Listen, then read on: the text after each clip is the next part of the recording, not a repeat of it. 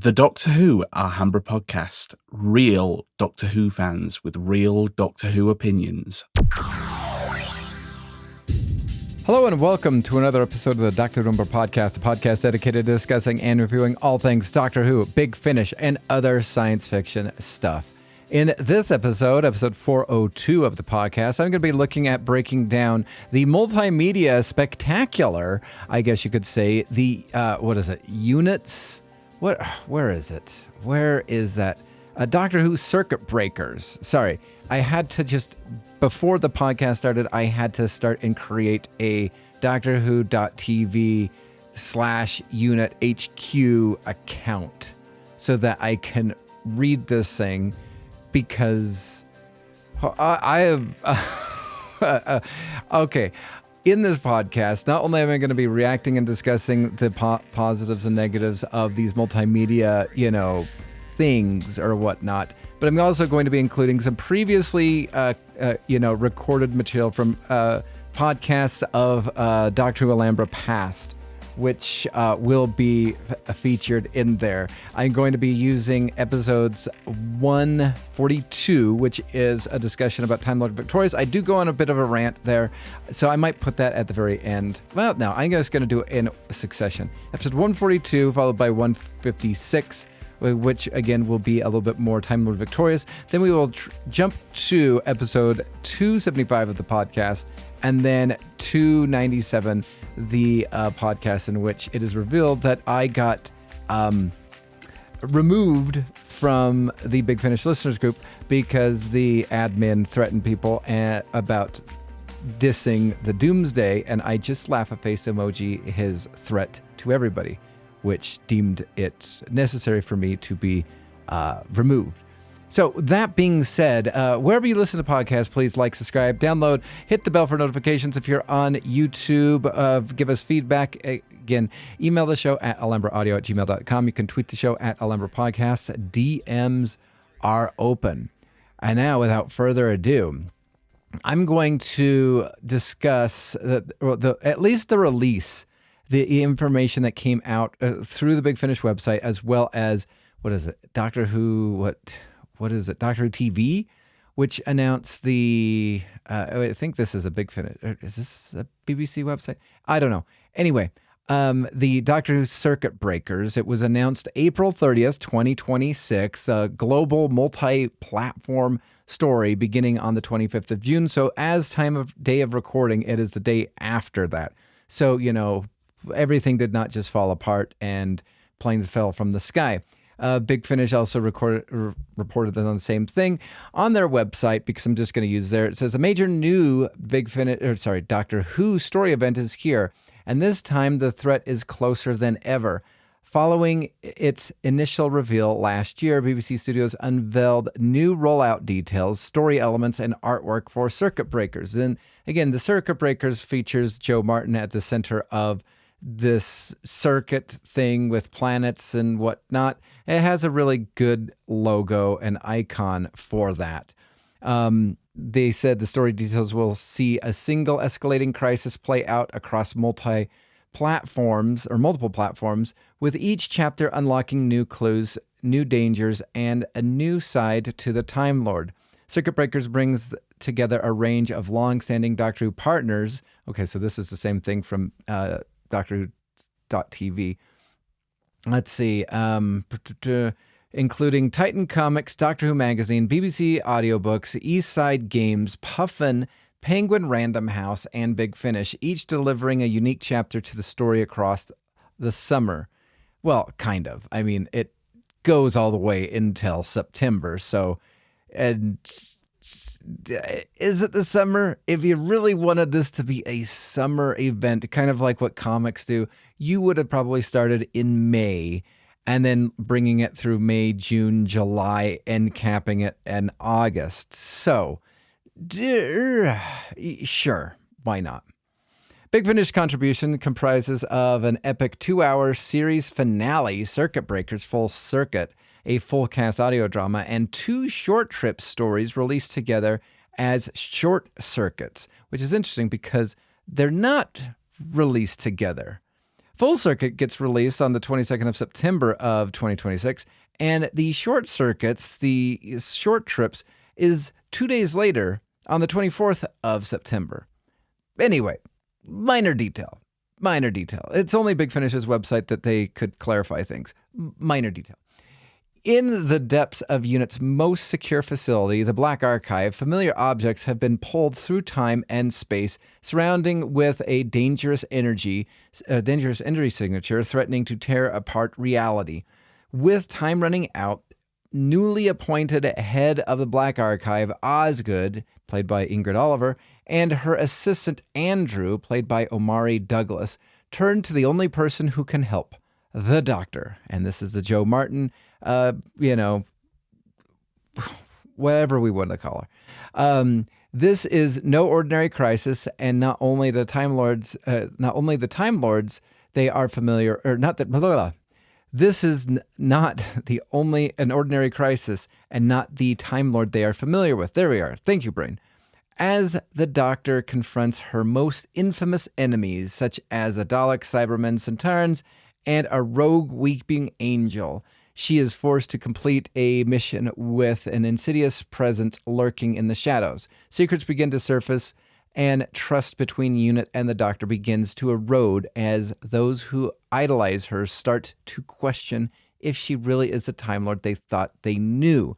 So again, setting the whole thing up for Osgood questioning the Joe Martin Doctor or the Ruth Doctor or whatnot.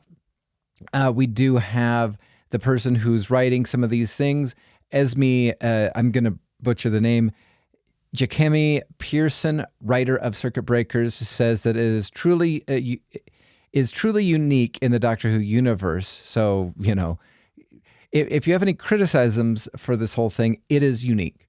Just as the fugitive Doctor rocked everyone's world when they first appeared on our screens, we wanted to bring something exciting and new to the fans, a story that takes the best part of Doctor Who and melds it with fresh and innovative boldness that makes for a fantastic storytelling.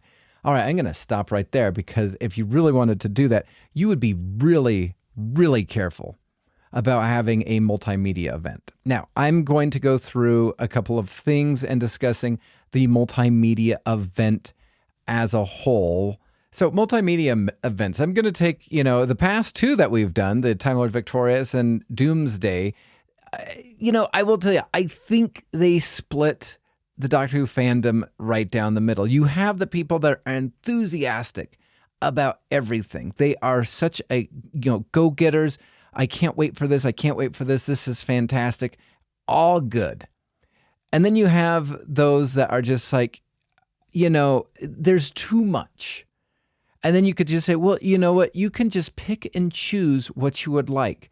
Okay, if this is a all-inclusive story and you need to connect the dots or whatnot, like here is from the Doctor Who TV news, the whole breakdown of the event. So obviously the 25th of June, calling the Doctor from the Unit website, which again, I had to create an account, written by Esme Jacemi Pearson. The 8th of July, Adversary of the Daleks, Titan Comics, written by Dulce M. Montoya and Dan Waters, who is currently writing the Nightwing for DC, and stunning art from Roberta Ingrantana, who has previously done most of the Jodie Hauser Titan Comics. The 23rd of July, The Honorable Society, Doctor Who Magazine's issue 632, written by Jason Quinn and illustrated by Anthony Williams. So there is a comic story right there. Now, so far, it looks like we have less comic stories in Doctor Who Magazine compared to Doomsday. I believe there was 3, I want to say, and I think Doomsday had 2 Titan comics.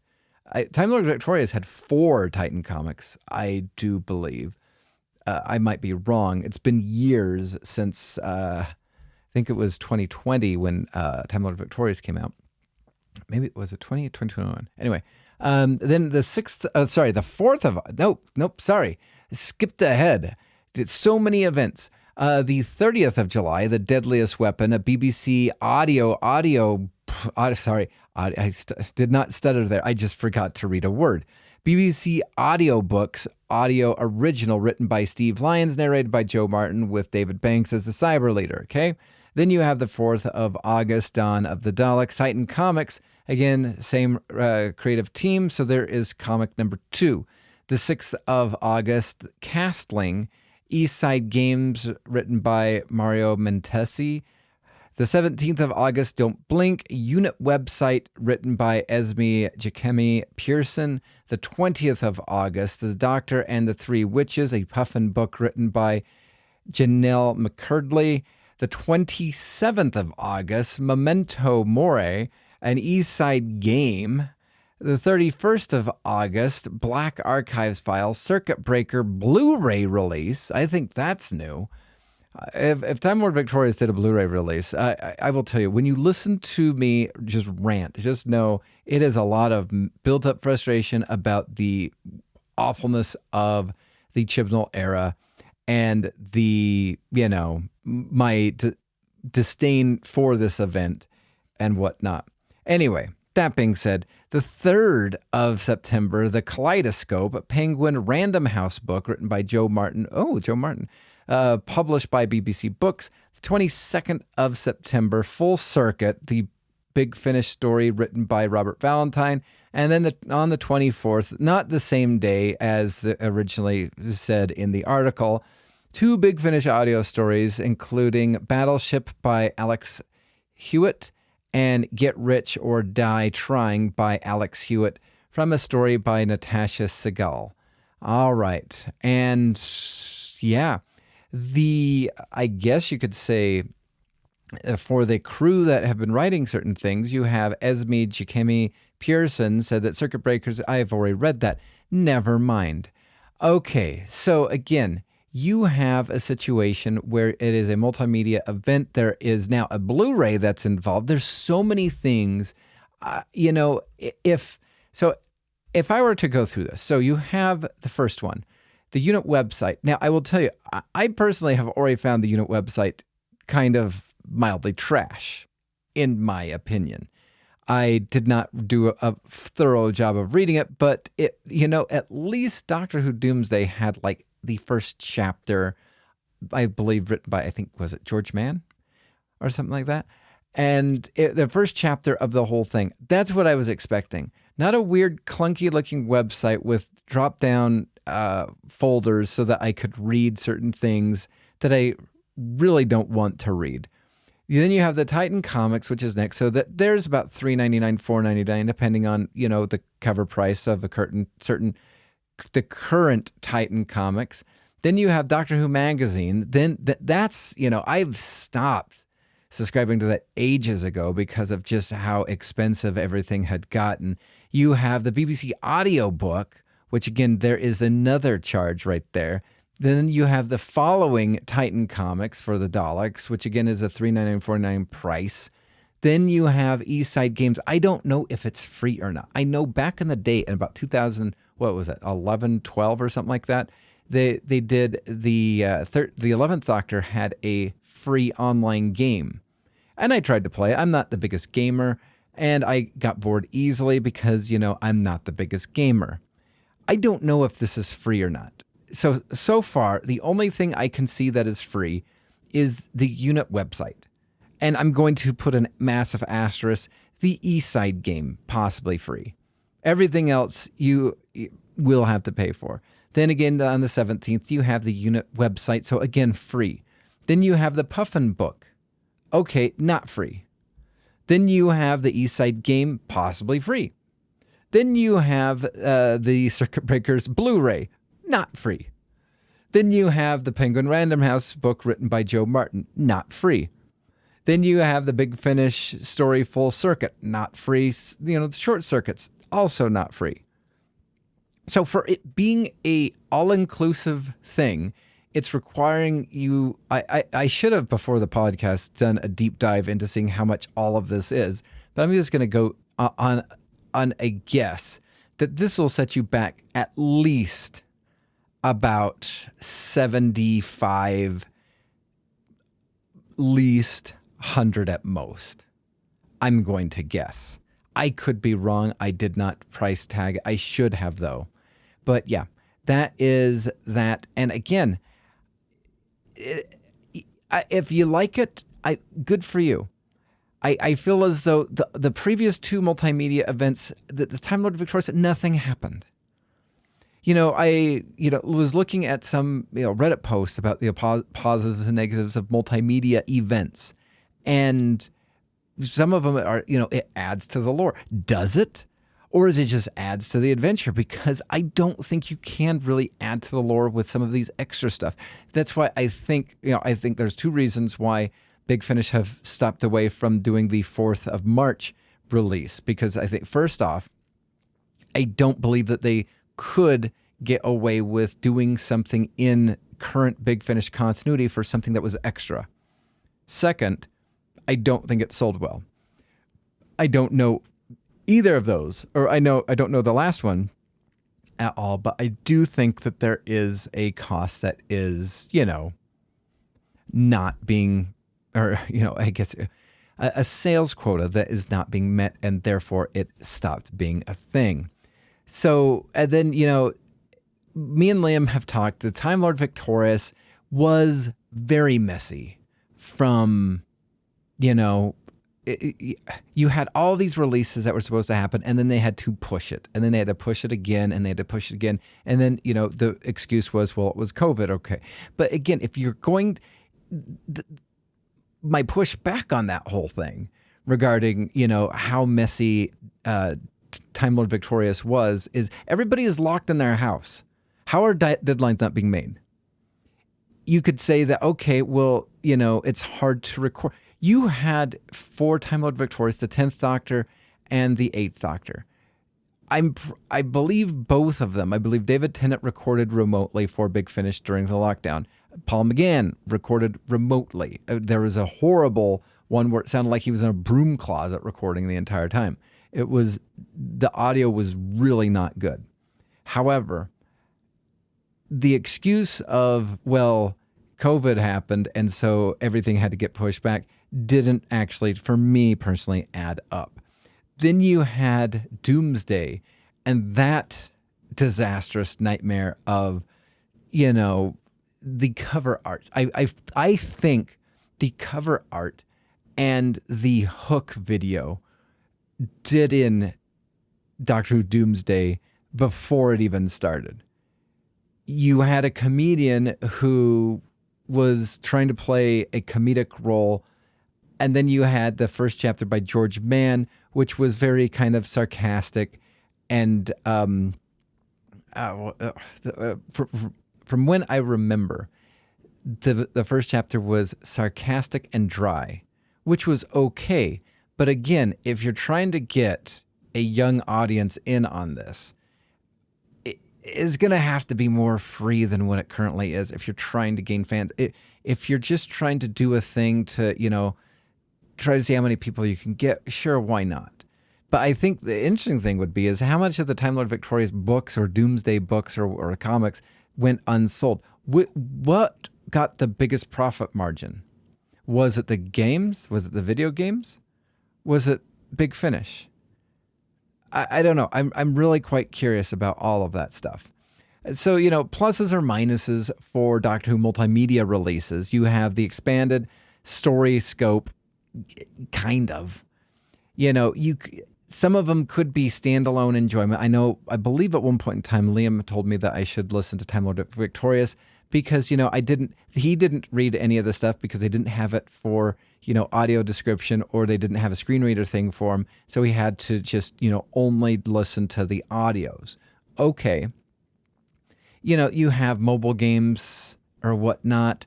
Time Lord Victorious was praised for adding depth to the Doctor's darker Time Lord Victorious persona, which I think was kind of a thing, but also at the same exact time, if memory serves me right, because I didn't listen to it, but from what I recall Liam and Legion and Humphrey talking about, is that nothing really happened at the end of the day. And you could say the same thing with Doctor Who Doomsday. Nothing really happened. At the same time, you had that podcast that was available to only people in England that I believe Liam sent that to me. but you had Doctor Who Redacted, and that was a higher quality and had more momentum around it. That's what you need to do. If you're going to be doing an audio stuff, make it on a podcast. Sell the ads so you can get money that way if that's what you really want. But I don't know. I'm not seeing this. Again, some of the weaknesses of multimedia releases for Doctor Who and stuff like that, fans completely complain. You're forking over a pretty penny to get a full story. The fragmented storytelling, jumping between one format to another, uneven quality, bad promotional videos, bad promotional trailers, or trailers that are too cheesy, childish, badly written. You have poor communication. Time Lord Victoria suffered from unclear messaging about what was essential and what was optional. You have geographic barriers, comics. Not everybody's going to be able to go to a local comic store. So you could go to readcomicsfree.com or whatever it is, that Russian website or whatnot, if you really wanted to. Okay? So, yeah. I feel as though this could not be really good. But you know what? Whatever anybody wants to do for their enjoyment for Doctor Who or whatnot, knock yourself out. All right. So with that, I am going to go over to, I now have my Doctor Who.tv Unit HQ account. I'm going to go through here. It first asked me if I wanted to get latest newsletters. I do not. Then, and I'm going to be curious, they have a whole bunch of files that I can read. The first one, the most recent one it says a message from Kate Lethbridge Stewart for the 26th of June, 2026. However, the dates for some of these, Commander-in-Chief, 3rd of March, 2026, followed by the 25th of June, 2026. Like, what am I supposed to be reading? The only thing, so I'm going to scroll to the very bottom because this one says, the beast has arisen, all shall die. So I'm going to read this because that one, sounds interesting. It says, from Unit Tower, London, UK, the beast has risen, all shall die, from the desk of the Eater of the Sun. Okay? And it says, I am the darkness and the fear and the shadow and the dominion. That is some really good quality writing right there. I am the crying in the night. I am the howl of the wolf. I am the waves breaking in the shores of time. I am the wilderness. I am the final ember of the last scream of the time before time began. And I am standing behind you, waiting. Okay. So some of that is good. So that is from that. But I don't know what I'm supposed to read. It is really not that good. So I'm going to start off with the 26th of June, 2026, because that's when this whole thing starts. So we have a picture of Kate Lethbridge Stewart with the background of the unit towers behind her in their unit towers room because of reasons. And it says I read that already. All contents of unit correspondence is confidential. Welcome, recruit. My name is Kate Lethbridge Stewart, Commander-in-Chief of the Unified Intelligence Task Force. Unit has been here as the line of defense for our planet from hostile alien incursions, and we have been the leading pioneer in the technological advancement for the preservation of the human race for over 60 years. You are receiving this memo as you have been recommended to join the ranks by the highest authority, the Doctor. We do not need to know when or how you met them. Just know that this request does not come to my desk regularly, and we take their recommendations of your employment as a gold-level priority. For now, a word of advice. All staff are required to monitor the activities of asteroid 1963.52. We're monitoring its activity as a possible alien threat. Best regards and welcome to Unit, Kate Lethbridge Stewart. So if this is a thing that is supposed to get me to be interested in this, it really isn't. And then I open up the one that says calling the doctor. This is from the desk of Osgood from the Black Archives. Dated, well, this is interesting. This one is dated the 25th of June, 2026. However, I hate this. I hate this so much right now. All right. So it says, from Osgood, as instructed below, is the first full account of calling the doctor, the fugitive to help. Sure.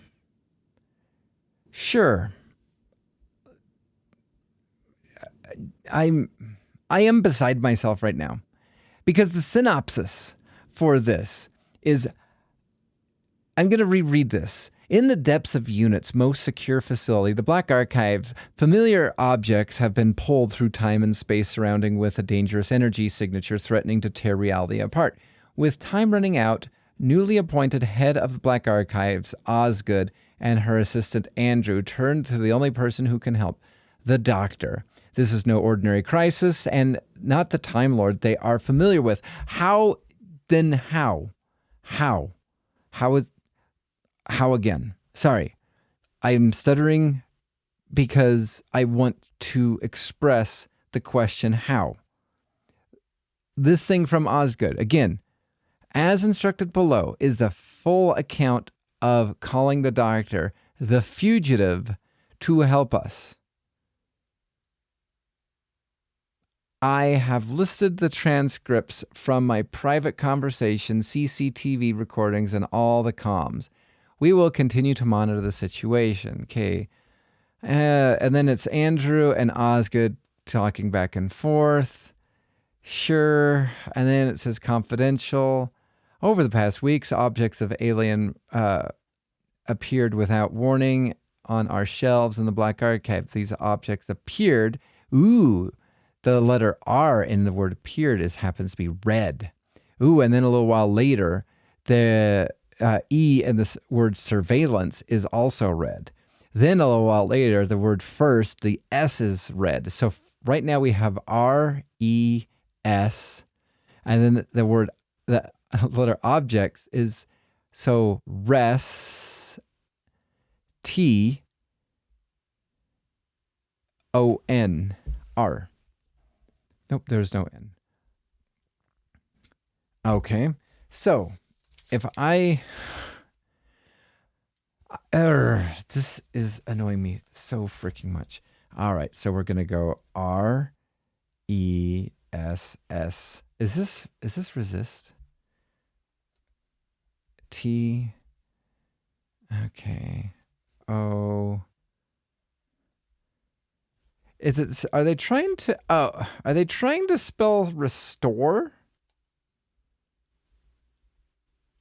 Whatever.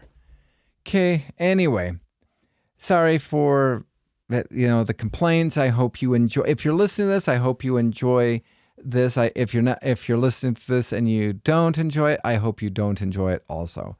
With that being said, I am going to cut now to our previous podcast episodes, again, 142, 156, 275, and 279, all about the previously discussions that we've had revolving around the multimedia, some would say disasters, that Big Finish has been incorporated with Titan Comics, BBC Books, and all the other things. Some would say that they were disasters. Others would say that they were, misunderstood. And some would say, I'm going to remove you from our group because we don't like the way that you play. All right. Thanks again for listening. Please like, subscribe, comment down below, listen to the end, go back to the previous episodes, search, Doomsday for our podcast. There's more episodes with that. There's a couple of comic reviews for that and Time Lord Victorious that I did not include here, as well as, other stuff that, we've had fun with over the years. thanks again for listening.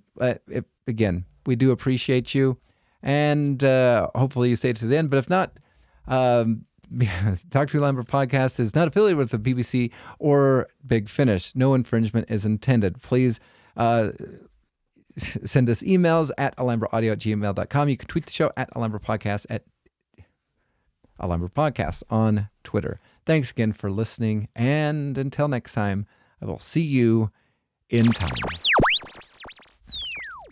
Big Finish announced that John Coleshaw will be the narrator for The Terror of the Master, the 3-disc audiobook that is included in the Masterful limited edition package. Kind of assumed that anyway, to be honest with you, so I kind of missed that, but I sort of assumed that was going to be the case anyway. Well, I mean, I wouldn't have assumed John Coleshaw would have been the narrator. I would have assumed that it would have been Jeffrey Beavers.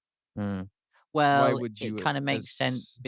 It kind of makes sense because of the recent short trips for the Time Lord Victorious thing that they've announced. You've got Coleshaw playing the Delgado. Is it Delgado? Yes. I don't know. The Delgado. It's the Delgado and the Ainley Masters that he's voicing. I've cut all of the Time Lord Victorious out of it goes into the pile of I don't care, because again, we're calling it Time Lord Victorious after the BBC has not only killed all the Time Lords but has told us that the Doctor is no longer a Time Lord. So the question is why do I care about this box set? You're trying to get me to care about the society that has all been murdered, and the Doctor is no longer a Time Lord. So why should I care? Because at that point he still was a Time Lord. Okay, again, that's kind of the again, they're trying to go ahead, make a buck, but you know what? If you either need to jump into one band or the other. The Doctor is either a Time Lord or he's not a Time Lord. And I feel as though what Chibnall did has, to me, and again, I have not listened to Susan's War. I have not listened to Time War Volume 3, because what Chibnall did with the Time Lords, it no longer matters. What the Chibnall did with the Doctor, I have been able to enjoy lots of classic Doctor Who and stuff like that because I choose to go with the Doctor's a Time Lord from Gallifrey, from the Constellation Conservatives, whatever the whole dialogue is. But this whole Time Lord Victorious thing is being promoted by the BBC, by Big Finish, by Titan Comics, and one of those three entities has said and is going out of their way to hire narrators, hire people that are making sketch drawings and doing voiceovers to let us know that the Doctor is not only had like 500 regenerations, but has also been a man, a woman, and an animal, according to the most recent one. So one of those three entities is telling me I should care about this Time Lord Victorious, even though they're going out of their way to show us and tell us the Doctor's not a Time Lord. So, I mean, to me personally, it is, hey, BBC, make up your mind. Is he or isn't he? Oh, he is? Well, as long as it makes you money. Oh, gotcha. I think what it is obviously, well, I blame Chibnall. Oh, I don't blame. I do, but you know what? The BBC is not. The BBC is not apologizing. They are doubling down. They are getting Paul Cornell to fix, or finger quotes, fix the Family of Blood. They are getting what's-her-face, who played the cat lady in New Earth, to fix the Doctor so that we can know that not only is the Doctor a man and a woman, but was also some animals too. But wasn't that RTD? But wasn't that RTD who wrote that though? Okay, But here's the thing. Who paid for it? Did RTD pay for that? Gonna guess I don't no. know. Really? You don't know? You think RTD is gonna oh, you know what? I'm just gonna pay this person to draw a couple of it was all done. whatever. It was all done for free. It was all done for free, apparently. If you look on the channel. Yeah, I believe that when I see that. Oh well. I honestly don't believe that it was done for free. I don't. I believe that this was calculated. This is the 20% or 10% of the people that we are trying to appease, not the 80% or 90% that don't like it. And so, because I don't like it, I'm not going to give Big Finish, Titan Comics, or the BBC any money until certain storylines actually start making sense to me. And you can accuse me of being racist or sexist, or you can accuse me of saying, hey, I don't like this. I choose not to support this. And that's where I'm at. Here's my argument. Okay. Here's my argument, though.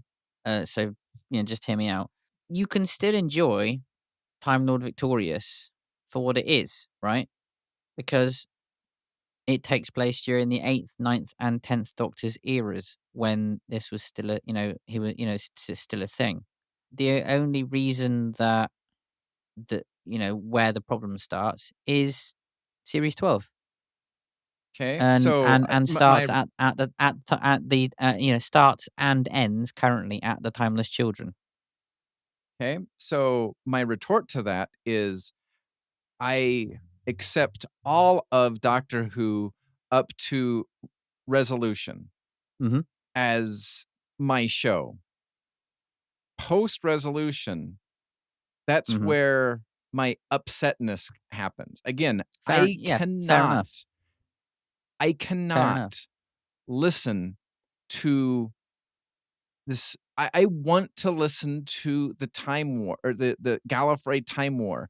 I can't, because all I see is the Cybermasters in my head.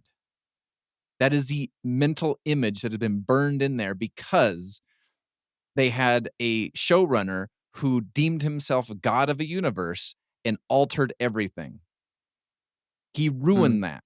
And now the BBC is going to do this one thing where they can get money from fans and go into the comic world, go into the audio world, and go into, I don't know, maybe there's going to be some other visual medium that they can get money in. But now he's a Time Lord as long as we decide that people will pay for that. But he's not a Time Lord now. And that's where my problem is he's a Time Lord as long as it benefits them. Because, and I don't know... Yeah, it is Chibnall's fault. Yeah, so basically what you're saying is he was a Time Lord up until 2020. Correct. Which and this is what I mean. And this is what I mean. You can still enjoy that because it's still in those eras. So for all intents and purposes, he is. And yes, I agree with you. I don't like what the Timeless Children has done. The content is being made in an era when it was allowed to by the BBC to not be.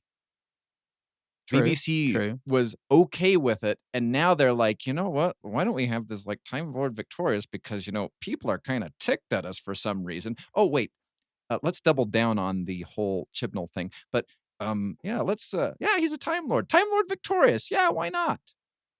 No, well, we'll get money from Titan Comics because we have a relationship with them, and they have the rights to the making Doctor Comics, and you know what? We'll we no longer have our own audio thing because of whatever happened to Audio Go. So now they're shopping this out because granted, if Audio Go still existed, do you think these Time Lord Victorious things would be going to Big Finish? Yes. I don't think so. I think it would be Audio Go with maybe with Big Finish, similarly to the Doctor, that 11 Doctor, Destiny of the Doctor thing. The only thing the BBC technically is going to be putting out are the 2 novels, which are Ninth and 10th Doctors. So whether we're going to get audio versions, like which we probably will, remains to be seen. The rest is a completely separate thing by Big Finish. It's separate, but it is obviously, it's connected. It is connected. Yeah, I'm not going to deny it's not connected, but I know. it's still its own. And which entity is connected to all of them? BBC Books is connected to BBC. Okay, Titan Comics has right now the rights to do this. Where do they get the rights from? Oh, the BBC. True, but you could also argue that without the Big Finish's without the BBC say so, we wouldn't even have Big Finish to enjoy. That is true, but now to me, I feel, and this is where I'm coming from. I feel as though all 3 of these entities are getting marching orders from the BBC, because they hear the backlash. They see, again, we're not going to get into this whole ratings thing, but I do think in some aspect, ratings do matter. People aren't watching. Well, let's get this out there, and maybe people will purchase this, and maybe they'll start watching again. I don't know. Well, I think the only way that they're going to get people to start watching again is for the Timeless Children storyline to be retconned or something. Correct. It needs to be retconned. Because it needs to be discovered that it was the Master I mean, what logical sense does that make? The Master is so mad that the Doctor was experimented on, he murders everybody. Mm-hmm. How dare you experiment on the guy that I've been trying to murder for years? Murder you all. Well, but actually that works though. That works as logic for the Master. With that, we will get on to the reviews and discussion for and wherever else takes us to the month of October 2020 for Big Finish. First off, however, what I would like to basically kind of focus on is the Time Lord Victorious. It's been something that we've talked about in previous podcasts, and I want to wrap my head around it. I'm not in this at all. I've said I read the comics. I was almost done with the first one, and then I saw on the comic rack the second one, and as I skimmed through it, it looked like a train wreck, and for some reason I'm like, yeah, let's read the second one, because it did exactly what I thought it would do, except even worse. So I want to talk about that because I know Liam has some feelings about this, but what I want to do is I want to go through every single thing that has come out so far. I'm using the Radio Times article that was written in the 10th on the 10th of September 2020, and go through Time Lord Victorious, because as it starts out with Hugh Fullerton, Time Lord Victorious has begun its epic reveal, and there's already a massive stories, games, action figures, and more, including animation Dalek spin-offs as we head towards even more announcements and debuts. Says that this is a big Doctor Who crossover project, which will star the 8th, 9th, and 10th Doctors. Little asterisk. No, they kind of lied, and I'm kind of curious how many times this lie is going to be popping up from time to time. It says that these companies include Penguin Random House, BBC Books, Titan Comics, Doctor Who Magazine, Big Finish Productions, BBC Audio, Action Figure Company, Eagle Moss, Hero Collector, Immensive Everywhere, Maze Theory, who made a VR game, and then an Escape Room. So those are all the things included in the Time Lord Victorious. First thing was A Dalek Awakens by Escape Hunt, which was a Dalek theme escape room, which was to be released in early March. I'm not sure if it ever came to fruition. Yep. But there's it did? Okay.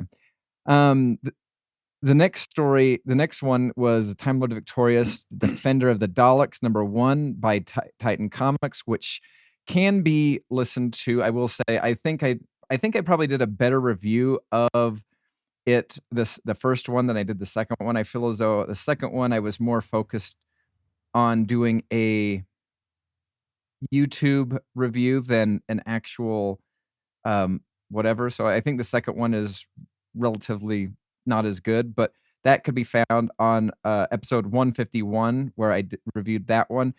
Again, Time Lord Victorious, the Defender of the Daleks. You have it's one part Doctor Who, one part Benny Hill, and one part ridiculous. And I don't mean ridiculous in a good way, just ridiculous in the lamest extent of ridiculous, all put in a blender and poured out through a, I don't know, 60-page comic book, which seemed to take forever. I hated it.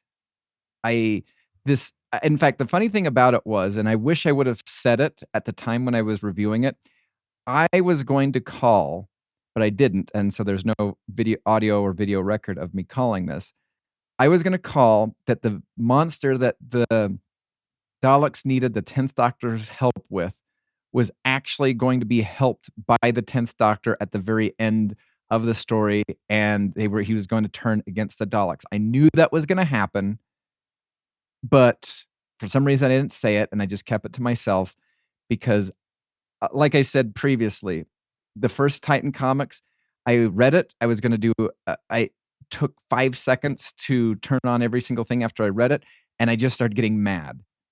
And it just infuriated me because of how much I love Doctor Who and how big of a crap that this Dalek Defender Volume 1 was. So then the next one is the official annual of 2021. Now, I didn't buy this. In fact, before we recorded our podcast, I almost hopped in the car, went to a Barnes and Nobles, and it was going to thumb through it for free. And I was like, no, I don't want to waste the gas.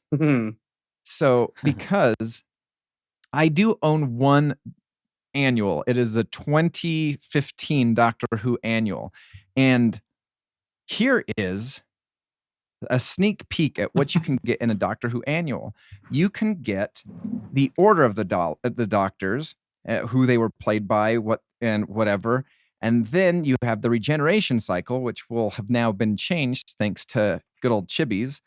You have a Where's Waldo type of a thing. And then, at least in 2015, you have a page called Clara's Guide to Time Traveling. Something that Liam, I know, was very interested to read. Then you get to learn about who the Daleks are. And then as I flip through, you get to learn who the Passionist Gang is. And then you have spot the difference in these two pictures. And then there's a couple of comics. And then there's explanations of what the Centaurans are. Yeah. I didn't see it. Oh, man. I thought you could tell the difference between this Dalek and the other Dalek, but yeah. I know, right? And then Dangerous Planets. So they talk about Trenzalore, Skaro. I mean, and then a Doctor Who quiz. So it is obviously marketed to a younger audience and kind of a yearbook, more or less. You know, I wouldn't have really said Trenzalore was that dangerous, would you?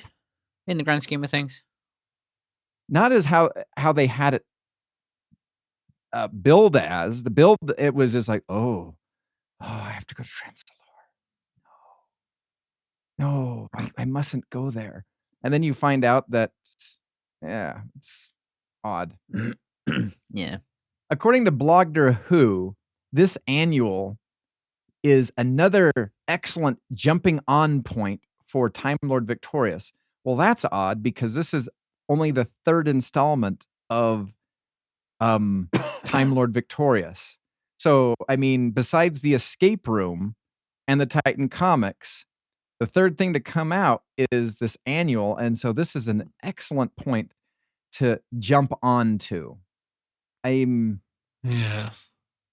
Well, I mean, there's not much else to jump onto, is there? I decided to. Exactly. So I went to Amazon because sometimes on Amazon, they show you some of the interior pages of the Doctor Who official annual. So you have this nice cover of the 13th Doctor with her companions, standing in front of the TARDIS and some Gallifreyan signs. And then the first sample page, I have, it's called Know Your Enemy, and we have a complete picture and diagram of the Cyber Lords, or as it calls on the page, Cyber Masters. And at this moment, I wanted to scream into a pillow because I just barely got those images out of my head. And then I see it again, and it makes me angry all over again. So just in case you were wondering, here is the description of the Cyber Lords or Cyber Masters. A metal collar with Time Lord symbols around its head. Ooh. Completely flat face. Oh. Frowning mouth. Similar body to the Cyber Warriors. Converted. Oh, and then it points to in the body that is just still an actual metal Cyberman. Converted Time Lord body inside. Ooh. And here is the piece de resistance. A protective cloak with Gallifreyan designs. Usually I'm the teacher. What? Yeah. Usually I am the teacher and I see hands up. I have a question. Protective How is the cloak protective cloak? A metal armor, body, protective cloak. No kids. Go for the cloak. Go for the cloak. My head started hurting because I'm like, wait. So aim for the cloak. If you undress them, the Cyber Lords, yes, they become weaker. We are shy. Do not look at us. We have body image issues that are. My parts are exposed. That are crippling. Does anyone have any lingerie? Oh, when I saw that, I was like, I'm like, what are we doing here? I'm like, and Chibnall thought that this was a good idea. Let's kill off all the Time Lords. Let's design them in Gallifreyan things. And then I thought that, the Master would have used his tissue compression device to have killed all the Time Lords. Again, maybe do some sort of like pulse that massive encompasses all of Gallifrey. Yeah. Exactly. No, according to this, they're full-size bodies in there. So, and he also, TARDIS data extract, the Master killed all of the other Time Lords and he kept them on ice to use later, according to this annual. Right, so he killed them but kept them all on ice. So technically then they're not dead because they're on ice. And yeah. Okay then. So and right, and this is the thing as well, yeah. Going back to that episode. It's the same episode that basically 3 people can sneak onto a massive cyber carrier, somehow get to inert Cyberman, prise off the chest plate, basically disembowel it without it waking up and going absolutely batshit nuts and killing them, and then getting inside them and being able to walk round inside it and get away.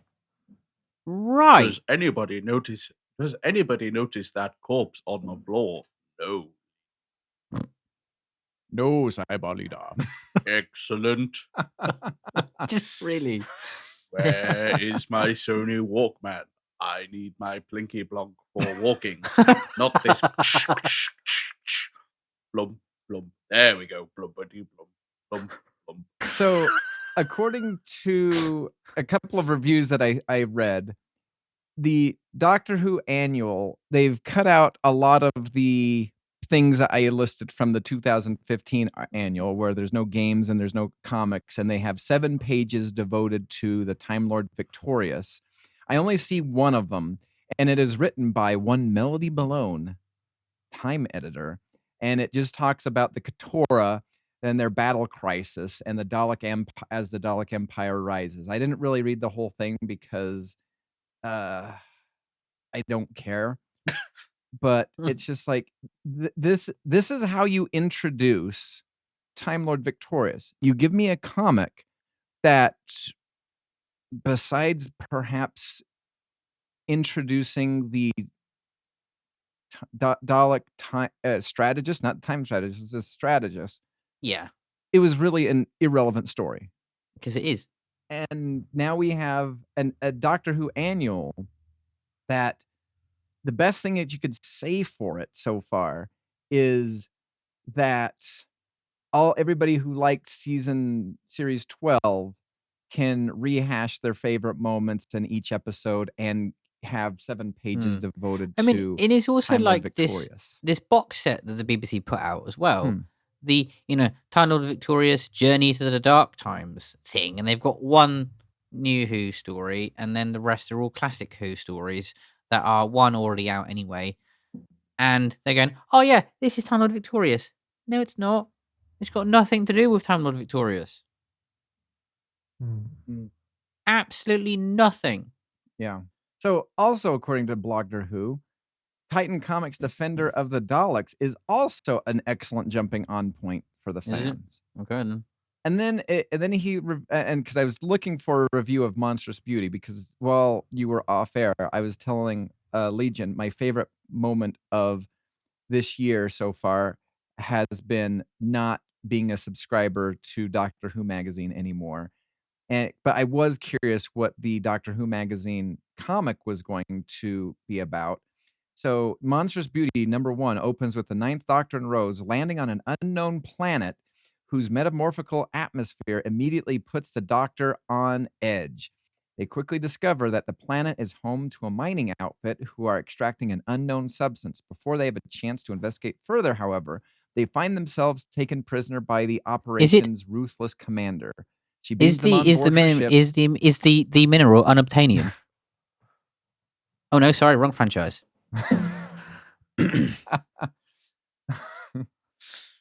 At the end of the day, does it really matter? I mean, so again, this is also a great jumping on point, according to Blogger Who. So we have Monstrous Beauty from the Doctor Who magazine. We have this, and then we have this one, and this is where I'm getting ready to say, Liam, cue massive rant.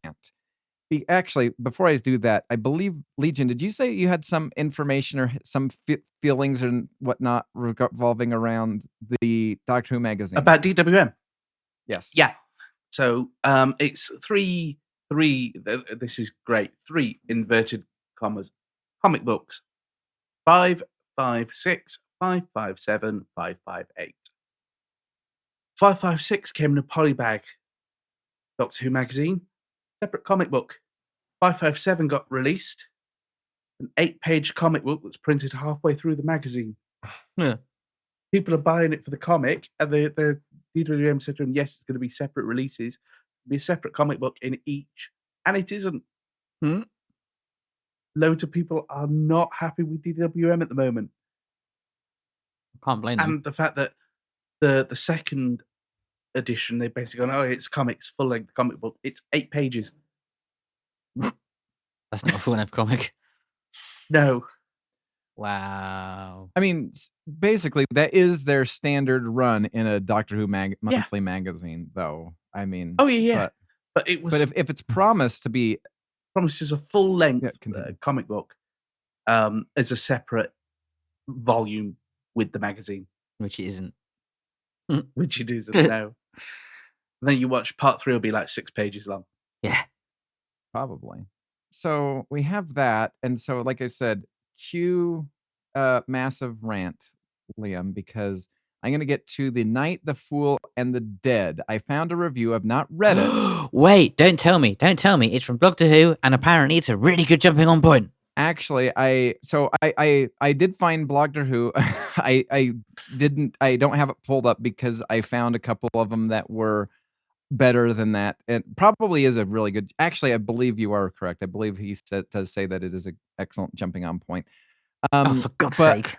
So there's a reviewer on Amazon I'm going to highlight, and then I'm going to go to another one. So it says, a new Doctor Who novel telling a new story for Doctor Who, which hasn't been told in any other medium. It runs 178 pages. It has prologue, 16 chapters, 3 interlude chapters. Considering this book is in this range, it runs 70 pages longer, blah, blah, blah. Then it says, it is part of a series known as being called Time Lord Victorious, which sees the Doctor 8, 9, and 10 all fighting aliens called the Katora, who judge other beings. Oh, you mean social justice warriors? And impose finite lifespans on them, which is also what social justice warriors do. And let's see. It says, you do not need to have read or heard or looked at anything else in this range, and there's a lot of it to get into this. It says it sees the story getting caught up with the fight against the Kathora when trying to save a young girl from them, with the assistance of a certain Ood. And again, the Ood is also according to what I've read, has also a full page in the Doctor Who annual expressing and describing who Brian the Ood is. So even though, which again is bloody annoying. Exactly. So it says, say blah blah blah. So I'm going to skip that Amazon review. I felt as though it was pretty good. However, I found this one on DoctorWhoWatch.com, and he has a different story revolving around this. This is not a good jumping on point, according to this person. It says, The Night, the Fool, and the Dead works on 2 levels. First, Stephen Cole's novel explores the 10th Doctor at one of his most vulnerable points, when he's trying to recover from one of his greatest mistakes while avoiding to face his own mortality. He knows he's going to die, and he's desperate to avoid it at all costs. He wants to find some hope, to find something to live for, but the dark times is the best place to find it. So then he talks about the next layer about the book. It is not just about exploring the 10th Doctor at a particular point in his life. It's far bigger than that. This is something that we've had very few details, and even the 10th Doctor comic story, Defender of the Daleks, has revealed very little so far. And also part 2, just hashtag, it reveals nothing else, except it teases one of the audios. It includes hints and foreshadowing, but that's it. So what does it reveal? Honestly, and here's where I'm going to get ready to say, Liam, get ready to cue rant, because it says, this is what the DoctorWhoWatch.com says. It includes hints at foreshadowing, but what is that? What is it? The Night the Fool and the Dead reveal? Honestly, everything. Yeah. No, it doesn't reveal everything. And from that point forward, if you mean everything, if you mean everything being nothing, then you're right. But anyway. So from that point forward, we are going to go from The Night, the Fool, and the Dead to the Doctor Who Time Lord Victorious short trips, Master Thief, Lesser Evil from Big Finish. What are your thoughts? It was an okay story. Yeah, it was an okay story. I like the fact that Coleshaw is doing Delgado. I mean, that's fantastic. I, for the life of me, couldn't tell you how the hell that links into Time Lord Victorious, and I don't think anyone else can from the comments. I can. How? So the monsters that are created by the Master in the Time Lord Victorious short trips, the first one, are the creatures that the Daleks are trying to defeat in the comic book. The Hund? The Hund? Yeah, are they? Whatever.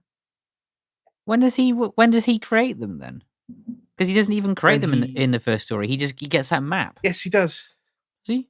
No. He shoots all the guards. Yeah. And they all devolve.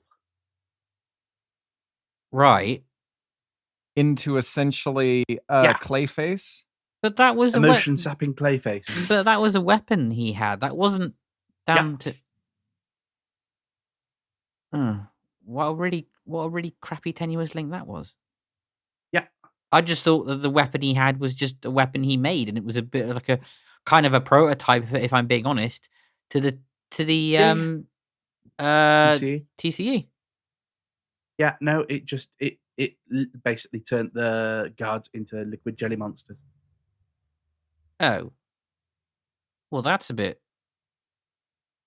However, part 2, the one with the Ainley Master, not got a clue how that links, apart from the Katoru being in it. Well, the Katoru is in it, and that's it. That's the link. That's the link. The link is the Katoru. Again, I like Coleshaw as Ainley. I think I prefer Coleshaw as Delgado. No, Ainley's much better. You think? Yeah. I mean, yeah. Again, I like both. I mean, I listen to his reading of the 5 Doctors. Yeah, I'll have to give that a go. I like the description of the Katoru. You know, the whole crystalline thing, and the fact that it can just decide what length of life, you know, it can bestow on things. Just you know, and that's interesting. I'd be interested to see what your thoughts are on the end of the Delgado short trip, because you said that, or you had the impression that Delgado may have regenerated. I don't think he did at the end of it. I think he was close to it, but didn't. And I don't quite understand why that happened. Why that even happened? Because of the jelly monsters. Oh right. Oh, what? Because they were taking his emotions and stuff. So, in short summary from that discussion there, we can sort of take away that Time Lord Victorious so far is a bit of a cluster. Pretty much.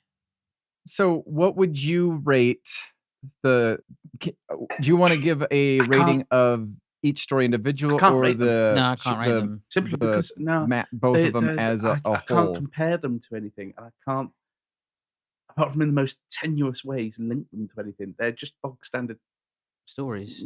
7.5 short trips. Same with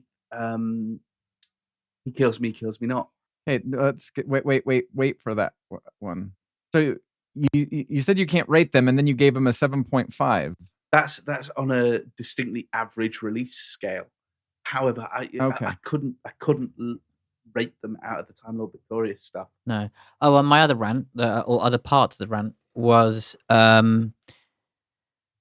this entire range is meant to be inclusive, right? And it's not, because Night, the Fallen, and the Dead is not in audio.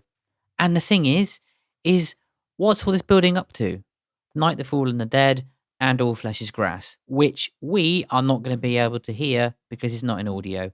So what is the point? After all these Time Lord Victorious releases have come out in audio, you know, the 8th Doctor releases, the 4th Doctor stuff, etc.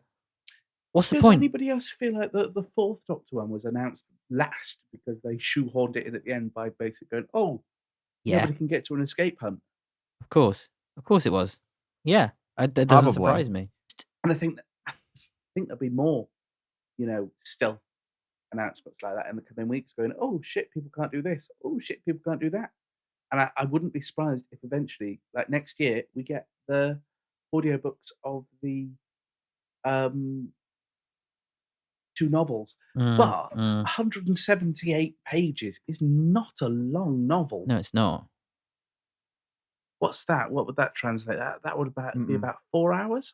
Maybe more like 2 hours.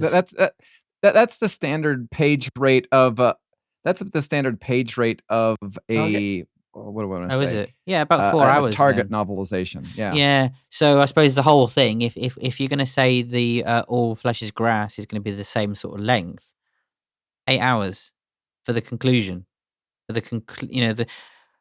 I really think what they should have done for Time Lord Victorious was just done it with Big Finish and just had 10 and had him between Waters of Mars and End of Time, and just do stories around that, because it makes more sense. I'll tell you what, there is only one way the range will redeem itself for me, and that is something that Big Finish will do. Hopefully. I mean, they've not announced it yet, but it would be a lovely stealth addition. Is if they sneak an Eccleston in. Yeah. They release it and they go, oh, by the way, guys. Oh, that would be interesting. More. Here we go. Yeah. Yeah. Actually, Well, I think that would get people more into the story if they did get Eccleston in it. But here'd be the funny thing is if the 10th Doctor is Time Lord Victorious, and then the 7th Doctor comes out of nowhere and basically bumps off the 10th Doctor and just assumes the title himself. Okay. So Liam, what would you? So I know you can't rate it among Time Lord Victorious, but what would you rate the short trips, the two masters one? Purely on the basis that it's the first time we've heard Delgado and Ainley in any media. It was interesting, but purely on because we've not had them at all. 6, but take away, ignore that. So let's just say Katie Manning just read this, like she has done some of the audio books or whatever, and it was just read by her, not by Delgado. What is the story like? 2. Wow. I mean, should we go on to He Kills Me Not as well? So, just a second. So the next installment in release order is Time Lord Victorious, Defender of the Dalek #2 by Titan Comics. Again, can be found in both the YouTube channel as well as episode number 154 of the Doctor Who Alhambra podcast. You have the 10th Doctor trying to help the Daleks out because they begged for him and they basically stalked him everywhere he was going. We had a really fun Benny Hill moment. And then we meet the Hound or whatever it's called, the basically Clayface monster who just keeps on yelling, "It hurts." That's all it really does is just say, "It hurts." And it wants to kill everybody, and then it will kill itself because it's tired of the pain and it wants to help everybody in the pain also. So its first goal is to kill everyone, and then it will kill itself. And then, of course, the Doctor realizes that it's in pain, so he decides to help it, basically killing it. And then, of course, backstabbing the Daleks because the Daleks are going to backstab him. And then, and this is where I went off, and me and Liam have a really good conversation of him. He was being chased by the Daleks on Skaro, and he was trying to find his TARDIS, and a shadowy figure appears at the very end. And it so happens to be the 13th Doctor because the 10th Doctor cannot get out of trouble himself. He needs the 13th Doctor to bail him out.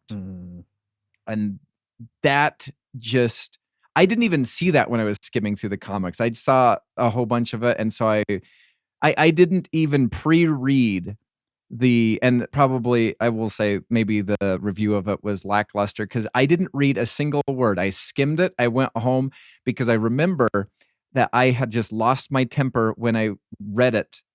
And then within moments of hitting record, all the things I wanted to say went out the window because I was just so frustrated with the whole thing. So I decided to kind of read it for the first time recording on air, and I hated it. And then when I got to the slide where Jodie Whittaker's 13th Doctor appeared, it was like, of course, because David Tennant, the 10th Doctor, can't get out of anything.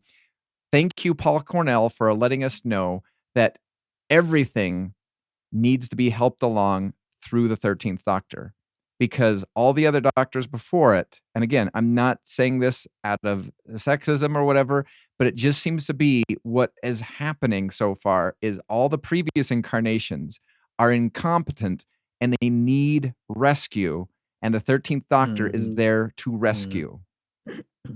So we go from that. So the very end of this story, it teases the 8th Doctor's appearance. And so from that point forward, we get to the next Big Finish release, which is Time Lord Victorious, He Kills Me Not, featuring Paul McGann and as the 8th Doctor. Wait, is he in it, or is it a short trip? No, it's his full cast. Okay. Yeah. Oh, you will hate it though. So okay, all right. I want you to tell me all about He Kills Me Not. Shit American accents. Yeah. And that's all you need to know. I like Brian. So, just out of curiosity, again, I like Brian. Again, I like Brian, but again, zero explanation of who he is, which again, is conveniently put in the annual or whatever. I had to go on to the wiki. It does state in the story he's an assassin. Yeah, but I know, but I want to know a bit more than just he's an assassin. Yeah, I get that. But he's an assassin that's hired to, take this girl back to her father. But I mean, I want to know his backstory. Like, how the hell did he break away from the Ood sphere and become? He's a psychopathic Ood. Yeah, become him. Talks to the translation globe on his hand as if it's a separate being. Yeah, which is. Or is it Mr. Ball? Which is brilliant. I must admit that is cool. It is. That is cool. But no, I had to go onto the wiki Mr. page. Ball says I should kill you now. And I had to go onto the wiki page and actually find out what the hell Brian is about. And again, all of his backstory, guess, is all revealed in Night, the Fool, and the Dead. Which takes place after this. Yeah, which is the conclusion of the bloody story. Mm-hmm. Oh, just why? It's a very, very average story. Yeah. How they're trying to avoid an assassin. And literally the only Time Lord Victorious link is the planet is wrong. The planet shouldn't be there. It should be a different planet. And there's a missing statue. Yeah. There's a missing statue. There's a missing ocean. Yeah. And then at the end, they get sucked into the time vortex, Brian and the Doctor. And the Doctor is clinging onto the TARDIS for dear life, and the time vortex spits him out on a Dalek ship. And where Brian is, nobody knows. And I'd be interested to actually see, because which Doctor is it? Is it the Time War Doctor? Because it's got the Time War theme. Yes. Oh, it is. Yeah, according to the getup, it is the 8th Doctor in his outfit that we see him in Night. So Time War then. And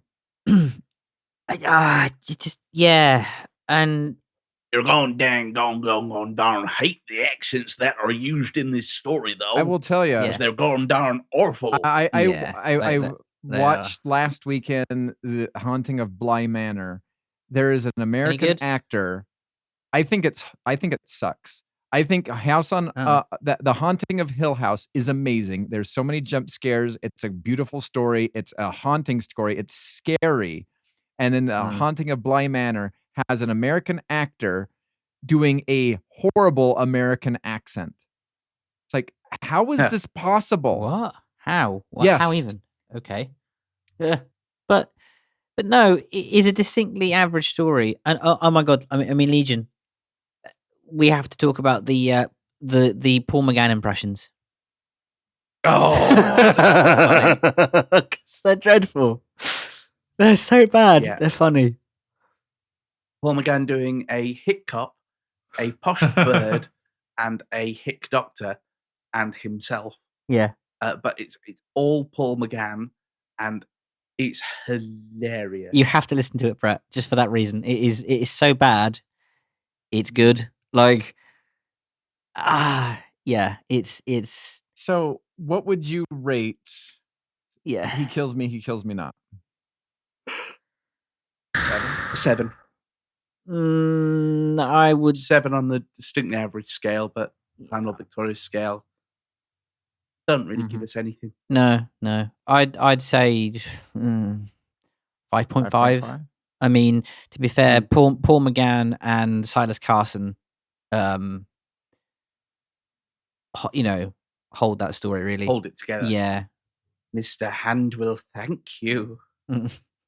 All right. So just to conclude the rest of Time Lord Victorious, we have Monstrous Beauty Part 2 from the Doctor Who magazine. I'm not going to go through that because I did find on tardis.fandom.com.wiki, they say that they have a synopsis. Again, I think it is the entire story all written out. And I after a couple of sentences, I was like, I'm bored with this already. So However, let's in our next up and coming podcast. So here's also the releases. So they have the drone Dalek and the Dalek Emperor figures that have been released on the 20th. Then they have the Dalek Commander and the Dalek Scientist figure released on November 1st. So here's what I would say. At least revolving around, and whenever we do our next couple podcasts, I feel as though we don't talk about any further Time Lord Victorious until the end of November, because in November we have The Enemy of My Enemy, which will come out on the 11th. We will have Monstrous Beauty number 3, which will be comes out the 12th. The Dalek Executioner and Dalek Time Strategist figure, which whatever. And then we will have the Doctor Who Time Lord Victorious Echoes of Extinction, which features both the 8th Doctor and then the 10th Doctor, because it looks like is it 2 stories or is it just it's one? 2? Because there's 2 different covers. Oh yeah, but is that? 2. But is so that?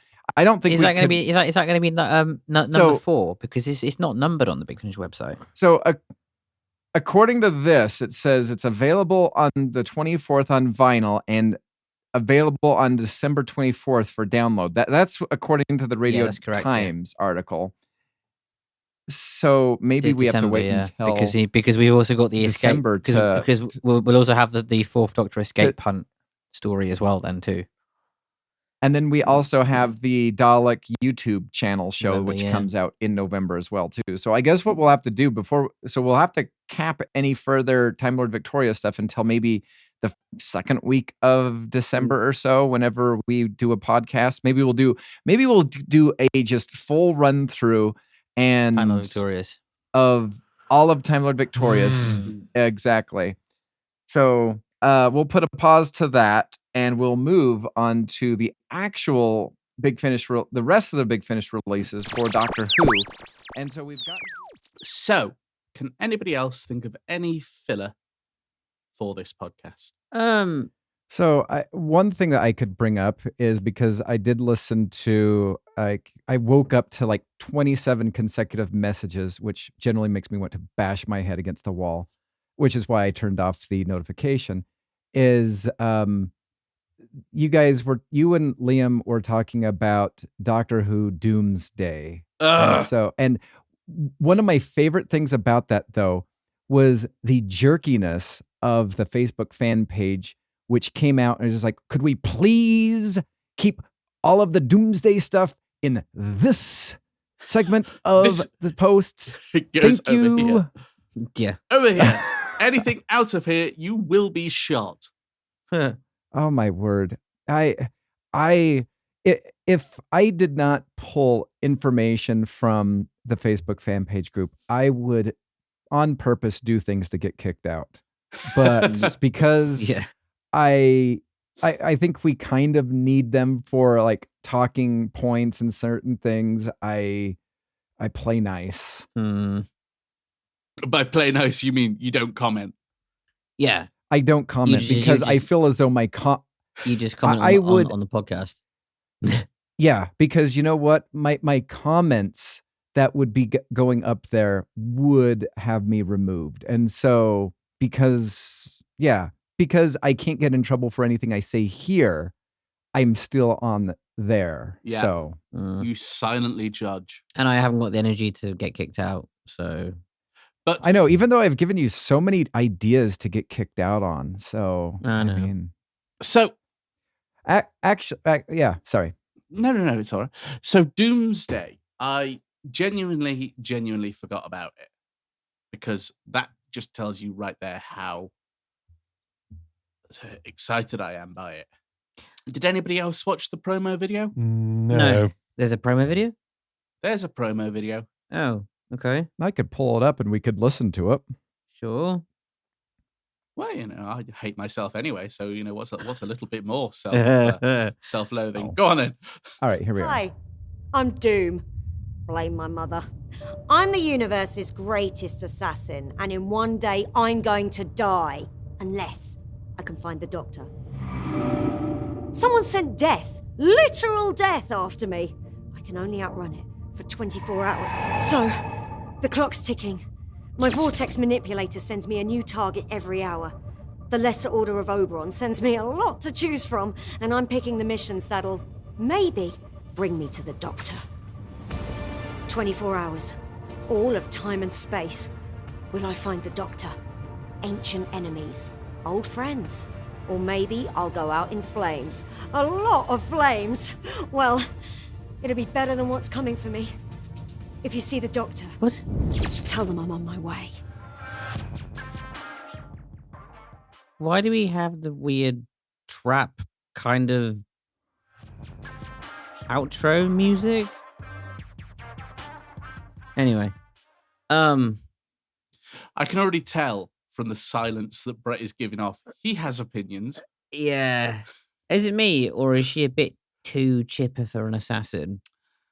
You don't know what I want to say about this because she looks like, at least, visually, she looks way over the top. Yeah. Like, really? Oh yeah. Like, the best way I could describe it is she looks like, I don't know if any of you have ever watched the Mystery Science Theater 3000, No. Yes. but the villain, any of the villains that are on Mystery Science Theater 3000, the over-the-top villain who's trying to, do this or do this and talk to Steve or whoever is in the Satellite of Love. Like, that's what she looks like. She looks like an over-the-top villain. And it just, like, one thing I did notice after seeing that, the people on the Facebook fan page were, you can only comment here, is a lot of people started, I liked dumping on Time Lord Victorious, and then a couple of the admin were just came to the rescue. Actually, I think, hey, Big Finish, really like Time Lord Victorious, by the way. It's like, what the heck is going on? Mm. It's just... And it's, like, why are we doing this again? I mean... Yeah. It didn't work the first time. I don't really see it working again. So, why are they even bothering? Because, Liam, there's people like me and you who, even though we go, well, this is shit. Where's my wallet? Yeah, I know. Don't remind me. So, how fast after that got available to pre-order on Big Finish did you buy it? About 20 minutes. I don't know. I didn't even see it. Lisa sent me the message, and I just went and pre-ordered it after she sent me the message. So I don't know how long that was. That could have been a whole 10 seconds or 6 hours. So no, it was about 20 minutes. Was it? Yeah. Oh, all right. Okay. Anyway. So, yeah. I look forward to Comic Novice's comic reviews. Yeah, well, yeah, we'll see.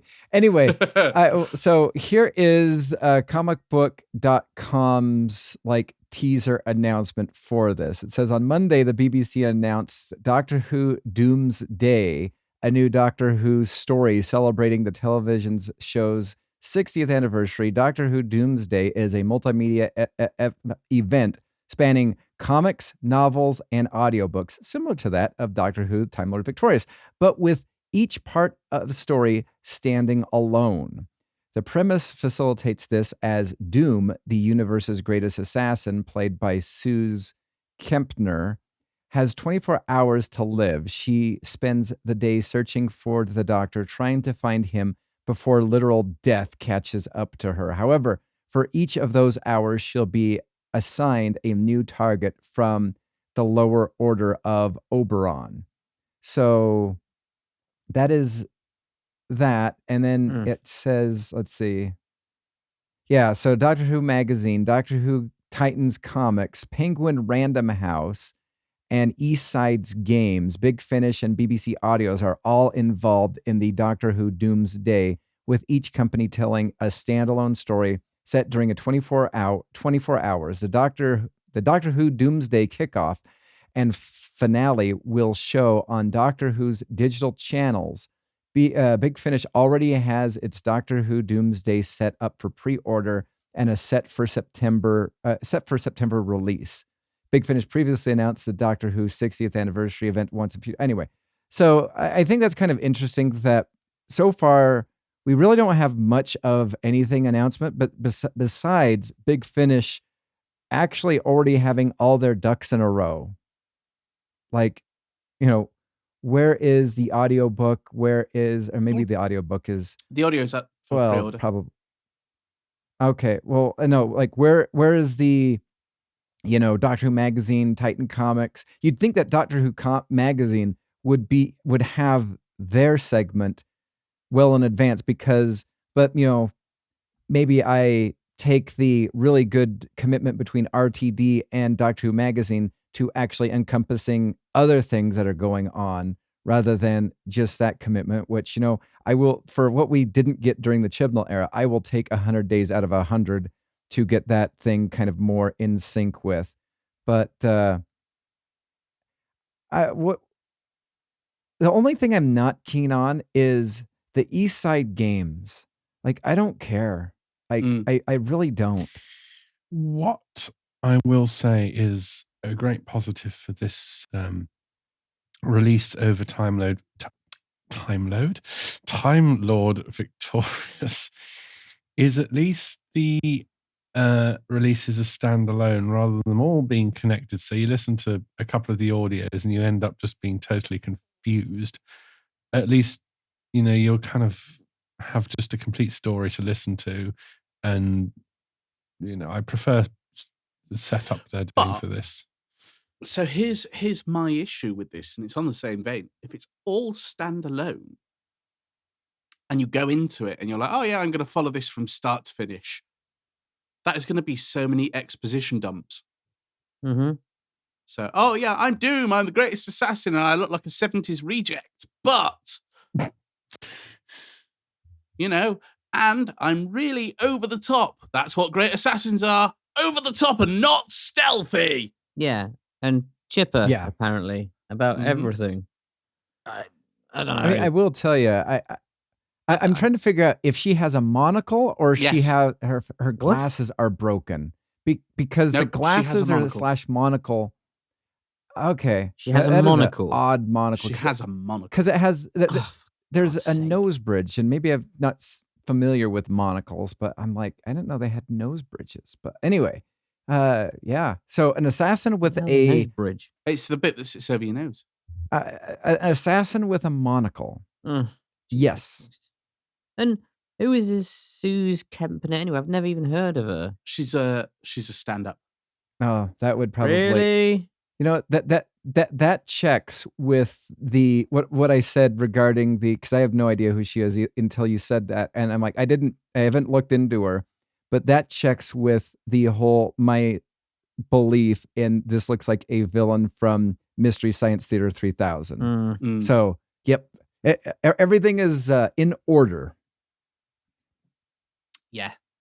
The thing is, I'm slightly disappointed because I would have thought RTD kind of would have been a bit more forward thinking than, let's do a multimedia crossover event again. So, this had nothing to do with RTD. Okay, who did it have to do with then? This was in the pipeline because before RTD came along, there wasn't a 60th anniversary celebration. Okay. This is the original BBC 60th anniversary celebration. You're kidding me. Oh. Nope. Wow. As leaked on Gallibase. Oh. My They God. literally, somebody on Gallibase literally went, we weren't meant to be getting the 3 episodes from RTD this year. The BBC's original plan was this. It went into production before RTD was announced as returning. Wow. Talk about dropping the ball, BBC. In it. Oh my It's almost like God. they don't know their audience. Yeah. Ye gods give me strength. Yeah. Okay. Yeah, I'm gonna be curious. I will at least try the comics out, and similarly to Time Lord Victorious, I'm glad that it's not connected, but if the comics don't get me, I'm not listening to the Big Finish thing. I'm passing on that 100%. I don't need this. I mean, honestly, the trailer doesn't really enthrall me. I don't really care. No. So, meh. No, I can sacrifice $3.99 for one comic, and if it is just a dumpster fire, like I'm not paying the 23 something for Doomsday on BBC or on Big Finish. So yeah. So that was one thing I was kind of curious about from something that you guys were talking about. I think Liam was going to say something before I interjected that. I've forgotten. I think it was something to do with Shooty Gatwa, but I can't remember what I was going to say. I don't know if there's been any more information or news or bits and bobs, but I don't think there is. Anyway. Hello and welcome to the Dr. Alhambra Podcast, episode number 297 of the podcast. This is something that I'm looking forward to talking about, but also not. I am Brett, and joining me in this Doomsday-ish centric podcast with happiness at the very end is Liam. Hello. So, I don't. Stuff has gone on, isn't it? Yeah, things have been happening. So, in episode 295, I was filling something out. I was going to kind of do a light Doomsday retrospective review discussion, and then I had to stop. Well, Doomsday happened. Yeah, I had to stop for two reasons. First off, the first reason was I got a phone call that interrupted my podcast, so I just took that, and I was going to get back to it later. The second reason was again, this goes back to episode 295, upon being messaged by Legion saying things are like not going well regarding the Doomsday release, I went to go, because I already talked about the whole. I notified you guys of the threat that I mean, it was a warning, but I mean, come on, in all honesty, such a threat. It was a threat. It was a passive aggressive threat, wasn't it? It was nothing but a threat. It wasn't a polite warning. No, yeah. And so I was sitting there thinking, what do I do? And I'm not an emoji person. I like the poop emoji. No. I've made. Maybe you should put that on there, Brett. Well, I wish that was an option, but I'd have to I think I would be kicked off for putting the poop emoji on it. But regarding Facebook, my favorite emoji to do when I feel as though there is a headline that is over sensationalized, when there is something that I know is distorted truth, I go generally to the laugh-a-face emoji, because I'm not going to click on the article. I'm not going to give you the benefit of me reading it. I already know it is a troll sort of a headline. And so it's become my favorite emoji, is because I just generally use it to just laugh at people. And so when the admin put the polite warning, #threat, I decided, he got like 4 thumbs up for his threat. And I just looked at those 4 thumbs up and I was just like, you absolute lemmings. Like, come on. And so when I saw the 4 people with the thumbs up emoji, I just looked at that and I'm like, I'm just going to laugh at your threat. Polite reminder. And so a little while later, I'm at school, the day hasn't started, and Legion said something to us, and I'm like, oh, I need to go. He said all of the reviews that people have been posted up about Doomsday that they said, post reviews here, got deleted. Yes. So I decided to check this out, and because I had a couple of screenshots from before. So I decide to, you know what? I have still about 25 minutes before the kids come. Let's just check this out. And so I go to my Facebook app, and I can't find the group. So I use the search glass and I look and specifically type in Doctor Who Big Finish listeners group. And lo and behold, I am not a member of that group anymore. And I was like, my hands started shaking because, like, I was not angry, but it totally was so bizarre. I had no idea what to think of it because I have not. And that's why I had Legion send me all of the, rules, because I'm curious what I broke. Because let's face it, you never really commented in the group. No. I think you commented maybe maximum about twice in the entirety of you being in the group. And they kick you out for an emoji? Like, what a bunch of snowflakes. Like 21st century snowflake. I mean, come on. I mean, it would be one thing if I inserted that in the timeline, but no, that was the emoji that I used. You can do thumbs up, hearts, angry face emoji, whatever. So I didn't even put it as a message. I just did it to the admin's threat. And that was all it took to be kicked out of the group. You've been kind of like mock hounding me for, post something really provocative, you get kicked out. Yeah. And you're the one to get kicked out for an emoji. That's just hilarious. I mean, like, pathetic, but it is utterly hilarious. I mean, like, think of all the stuff that you have done, like all the hornet's nests that you have kicked up over the years. And I think one time you told me that, the admin reached out to you and was just like, you're rather, animated currently. And I'm like, I love it because I have re-listened to that moment on the podcast that I recorded, because I just casually say, and oh, by the way, I did a laugh a face emoji to the admin's threat. I don't know. I'll probably get, removed for the group for that. It was a throwaway line. And that, lo and behold, you did. Literally happened. I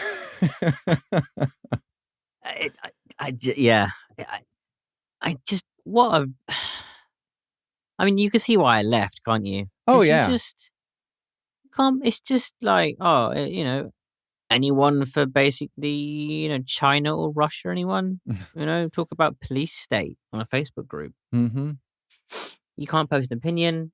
It just absolutely crazy. Well, and crazy. What I was really hoping to do is I was going to really peel back the layer of who is making what comment. And I started doing it on the podcast. The two that were positive, I know works for Big Finish. And I'm not going to say their name here, but I know they work for Big Finish. And then another one, when I hovered over their name, it gave me you could. I could, but I'd rather not do the post-production. So I'm just going to, if you remember, you can ask me, but I'm not going to say it right here. All right.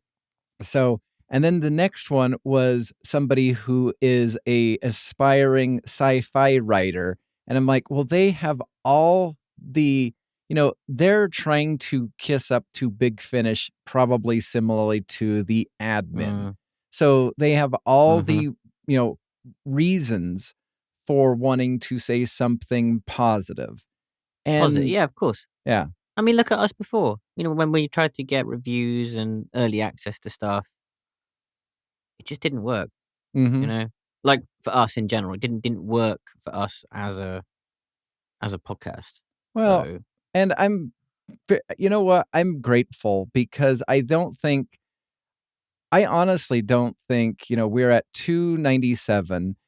I don't think we would be at 297. I think we might be either further back or maybe have given up, because I think there's part of it where you just slowly, oh, oh, oh, oh, oh, oh, Doctor Who news. New Just a second. developments? Just a second. I know. Just a second. Sorry. I'm going to do this in real time. Sorry. So I'm scrolling through Twitter to find something, and Doctor Who News shouted out yesterday's episode saying Doctor Who Doomsday Disaster cancels Brett. So they... Hey? Really? Yeah. Oh, thank you. Thank you for shouting that out. Thanks to Paul. Oh. Shout out to you, man. Oh, that just made my day. Oh.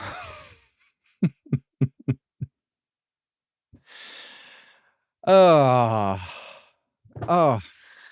Sorry, where were we? That totally caught me off guard. And all right.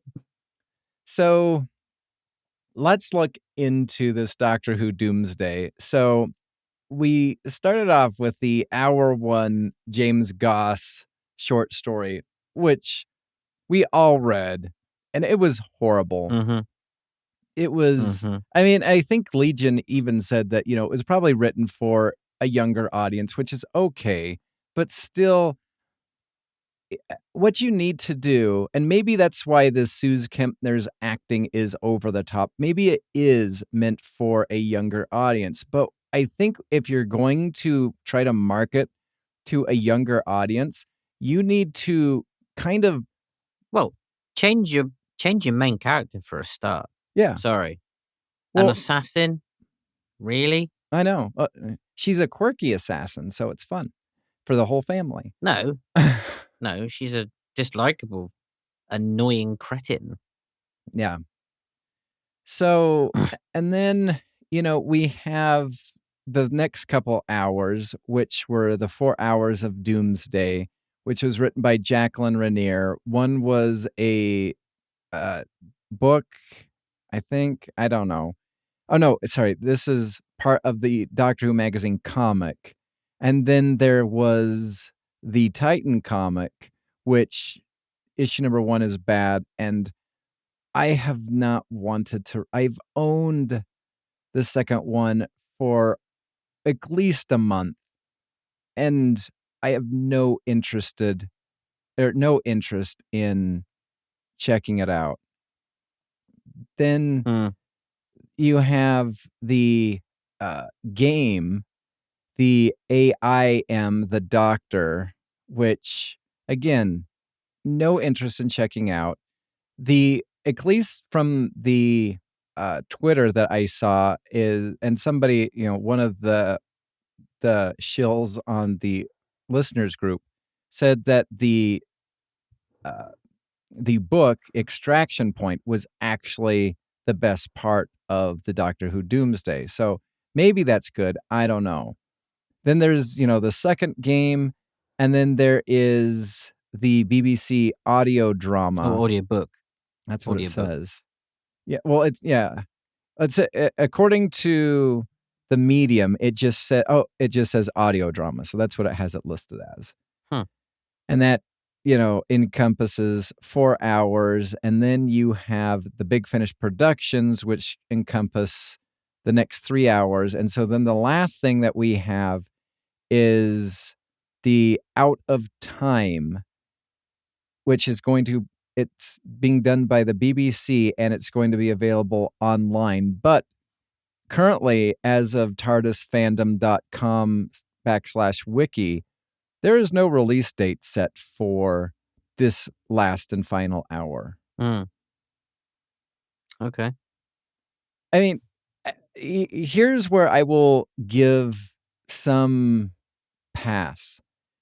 At least they did not have the constant pushback schedule that is or was the Time Lord Victorious, where all of these things kept on getting pushed back because they weren't ready. And so, for the most part, it seems like they had all their ducks in a row. Now, their ducks were like, half dead and probably, or dead completely, because the idea, as somebody pointed out on Twitter, like, this was an interesting idea on paper, and that's exactly where it should have stayed. Yeah, definitely. The BBC just haven't learned from the previous mistake of Time Lord Victorious, have they? Really? No, and like, what was it? The whole pool. In fact, from what I gathered from Twitter, was some people were interested mainly in the Big Finish book or the audio drama, because some said, we got the silence in there because they're on the cover art. You had the 8th Doctor, Paul McGann, and with Charlie. So that was a pull for some people who liked the 8th Doctor. And then some people were kind of intrigued by Jackie Tyler. Notice how the main character of the entirety of the arc, nobody was interested. It was all the side stuff. Yep. Completely. Because she's an awful character, that's why. So let's get to, you listen to the last track of the Big Finish. I listened to the very first track for literally about 10 seconds, and I was like, nope, I'm done. Because that Terry person has the worst New Jersey accent I've ever heard. Like, it's dreadful. Like, it's proper New Jersey, nasally to all hell. She speaks through her nose. It's clearly not an actual American. It's just bad. Like, really bad. I'm like, I can't listen to that. And I listened to the last track, and you can read my comment out as well. But the Doctor actively dislikes Doom. Charlie doesn't particularly like her either. And I'm like, so this is the end of the story, and he doesn't like her at this point. This is the final track of the story, of the box set. Sorry, not story, but of the box set. Now, if the main character of a show does not like a character that we're meant to root for as the audience, you've kind of run into a massive problem there. Just what? No. With Vienna, for example, okay, she started off quite, sort of kind of dislikable in The Shadow Heart. But then when she got her own series, she grew and developed and had a conscience as a character. So, you then liked her as a character and started to root for her.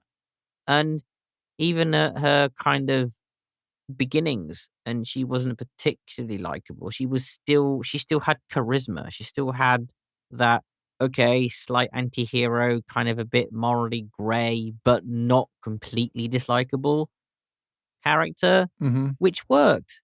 But Doom she just is over the top. Yeah. Oh, I've got rid of all these people for you. I've killed them. So what? They were people. You didn't give them a chance to, to sort of grow and live and all that. Oh yeah, but my life's at stake. You're dying, are you? Yeah, and it's just so bad. Just like, who cares? I'm like, yeah, please die. Yeah, do the universe a favor. Just please do, because no one cares. So I want to share something with you, which I was going to do on the pod on episode 295, but I didn't get to. And I want to share this interesting thread or discussion that happened on Twitter. And I do mean interesting as in this is kind of fascinating as it's being played out. And then something that is like, mouth drops open moment, like, oh dear, I feel bad for somebody. Uh-huh. So, Big Finish put on September 21st, out now, the dying hours approach. Doom has found the doctor, but probably not the one she was expecting. Hot link to buying the box set. So I was looking at some of the discussions, and this one kind of popped out. So I'm just going to call this person A. So person A comes in and says, don't think anyone cares about this whole Doom thing. It has been a massive flop. And then they post a follow-up one that says it was probably a good idea on paper, but the execution has been a disaster. Person B comes in and says, and what have you consumed, if any, of the media that has been released under this headline? And person A says none. So then person B comes back and says, how do you know it's been a massive flop? And person A replies, because the majority of fans hate it. At which point in time, person B goes, meh. At which point, person A replies, oh, so now you've unfollowed me because I criticized the stupid doomsday content. That's pathetic. At which point, person B comes back and says, if I'm pathetic, then that must make you an arrogant twat. At which point in time, comedian Suze Kempner comes in and says, love getting all of this in my mentions. Cheers, guys. Wow.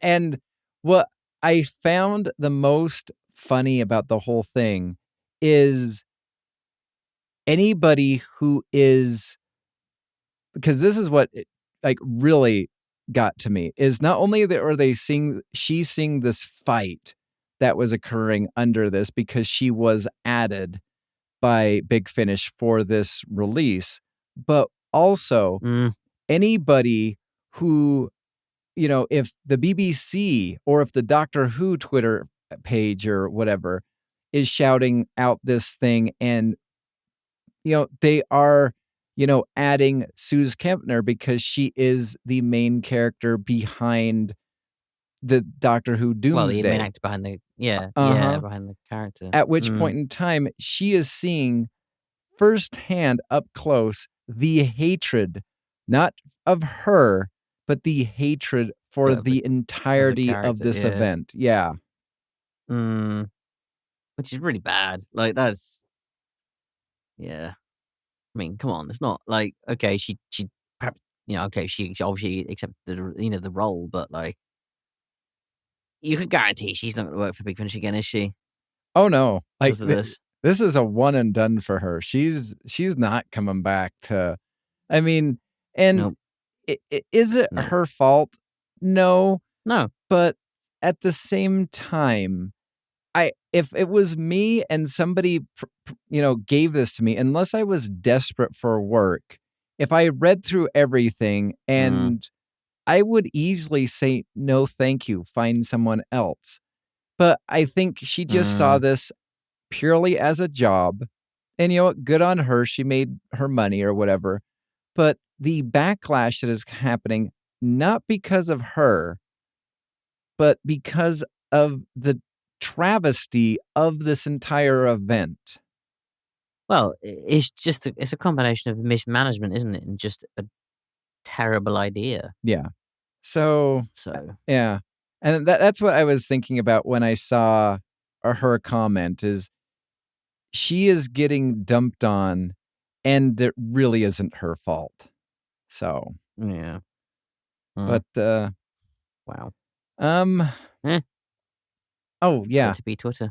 Let's speaking of not Twitter, but Facebook, let's go to, where did I put the Facebook? Let's go to Liam's Facebook comment. So this was done on September 21st by Big Finish. It says, Doomsday dying hours, the dying hours approach. Doom has found the doctor, but probably not the one she was expecting. Again, hyperlink to buy the box set. And I will tell you, I like that. I have like messed around with the settings on Facebook, and under most relevant, Liam, I'm not sure if it's because we're friends, but you are at the top of, if I put, most recent, you're not at the top. But if I put most relevant, your comment is the one at the top. So, fair enough. Congratulations on that. So you say, oh dear, truly the BBC haven't learned. It'll probably go down with the other fantastic releases that fans want more of, including the Churchill Years, New Earth, Rose Tyler Dimension Canon box sets, definitely at the bottom of the pile for listening for me, I'm afraid. And you do get somebody who totally agrees with you regarding the Churchill stuff. And then somebody goes towards you, and you reply, there was way more interesting releases and characters that I want to see more of. Gallifrey War Room, for example. So I like that you're giving examples to support what fans actually want, not, it's not quantity, it is quality. And so you're like, plus, there are way more likable assassins for starters. Vienna Salvatore, anybody? She wipes the floor with Doom, silly name anyhow. So I appreciate, and the interesting thing is, and I don't like that Facebook is doing it, but I think you might have had more interaction. But for me, it is only showing me relevant replies, and some of them were filtered out. And so I'm like, I don't like that. I don't like that some of the replies to you have been filtered out. I want to see. You can change that to all comments. You can change it to all comments. Oh, there it is. Okay. Show comments in. There you go. Okay. I didn't know that existed. I just assumed. Mm-hmm. Okay, cool. Nope. There you go. All right. Well, that didn't change anything. So, but yeah, I love that somebody was crying because it's misogynistic and it's just haters whining about something that they didn't purchase.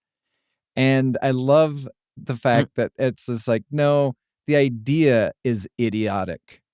That's what we're talking about. And then somebody discusses about the cover art, look at the necks, look at the heads. It's not that it is because it is a female-focused assassin. We have female-focused spin-offs, so it's not that. So I love the fact that somebody came in to back this whole horrendous event and tries to label it misogynist when it actually isn't. It's just bad. Like things can be bad. It is okay for things to be bad. Things are allowed to be. Well, things can be bad, guys. Doesn't have to be misogynistic or feminist or racist or genderist or whatever. Like there is just bad content out there now that does happen. Just. So I want to talk about this because I started getting in towards this at the ladder, and that's when I ended the podcast at 295. But somebody jumped in this thread that you posted in, and he says, I know this series has its detractors, but I remember when Doctor Who was in its wilderness years. For quite a few years, it really looked like the series is gone for good. Right now, we've never had it so good. As fans, we are spoiled for choice, and we should be celebrating every offshoot that comes along. We don't like to have it all, but there are others who will, and we should be happy for them, just as we can be happy in our own choices of what we follow. What are your thoughts about that? Because I adamantly disagree with that. Yeah, I do. That's basically just saying, oh, well, just be happy for those who enjoy it. Well, cool. But if it's bad, you know, if that was a film or a TV show, for example, that wasn't Doctor Who related, I don't know, Riverdale or whatever, Mm-hmm. like you'd be allowed to go, no, this is bad. Why has the show been cancelled? For example, Mm-hmm. but because it's Doctor Who, it's almost like you can't say no. This is terrible. Oh, totally. Well, like, I mean, we can criticize. Like, what is it? I've made mention that I thoroughly love Westworld, at least the first series, and I think the second series was a train wreck, and the third series was a airplane crash landing on the train wreck. Like, it just progressively got worse. It's not because of who stars in it or anything. It's just bad. And it's just like, well, you can't criticize it because this was kind of like, they did it. The original series was done in the 70s. And are you hating on that? I didn't say anything about that. I just said, I don't like this. Like, it's okay not to like it. And yeah. And you know what? Yeah, like prime example, Breaking Bad, Emmy award-winning TV. People absolutely love it. People say it's groundbreaking. Can't stand it. Don't like it. Yeah, I have no interest in that. So yeah. But I mean, here's the funny thing. I'm sure the acting in it and the performances are fantastic, as they probably are. But don't like the content. Too heavy for me. No interest. Mm-hmm. So yeah, don't like it. Well, and so I mean, to talk about that we had the wilderness years, so anything should be celebrated. No. Like, even within the wilderness years, you could criticize. I think you should. I would love for the internet to have been in its heyday during the wilderness years and to have massive discussions, talks, reviews on some of the Virgin novelizations. I think that would be great. Some of the, the videos that, they got Sophie Aldred to do for the Centauran one. I can't think of what it's called. And then Terrence Dicks turned it into a book. I just Shakedown. Yeah, Shakedown. I think it would be great.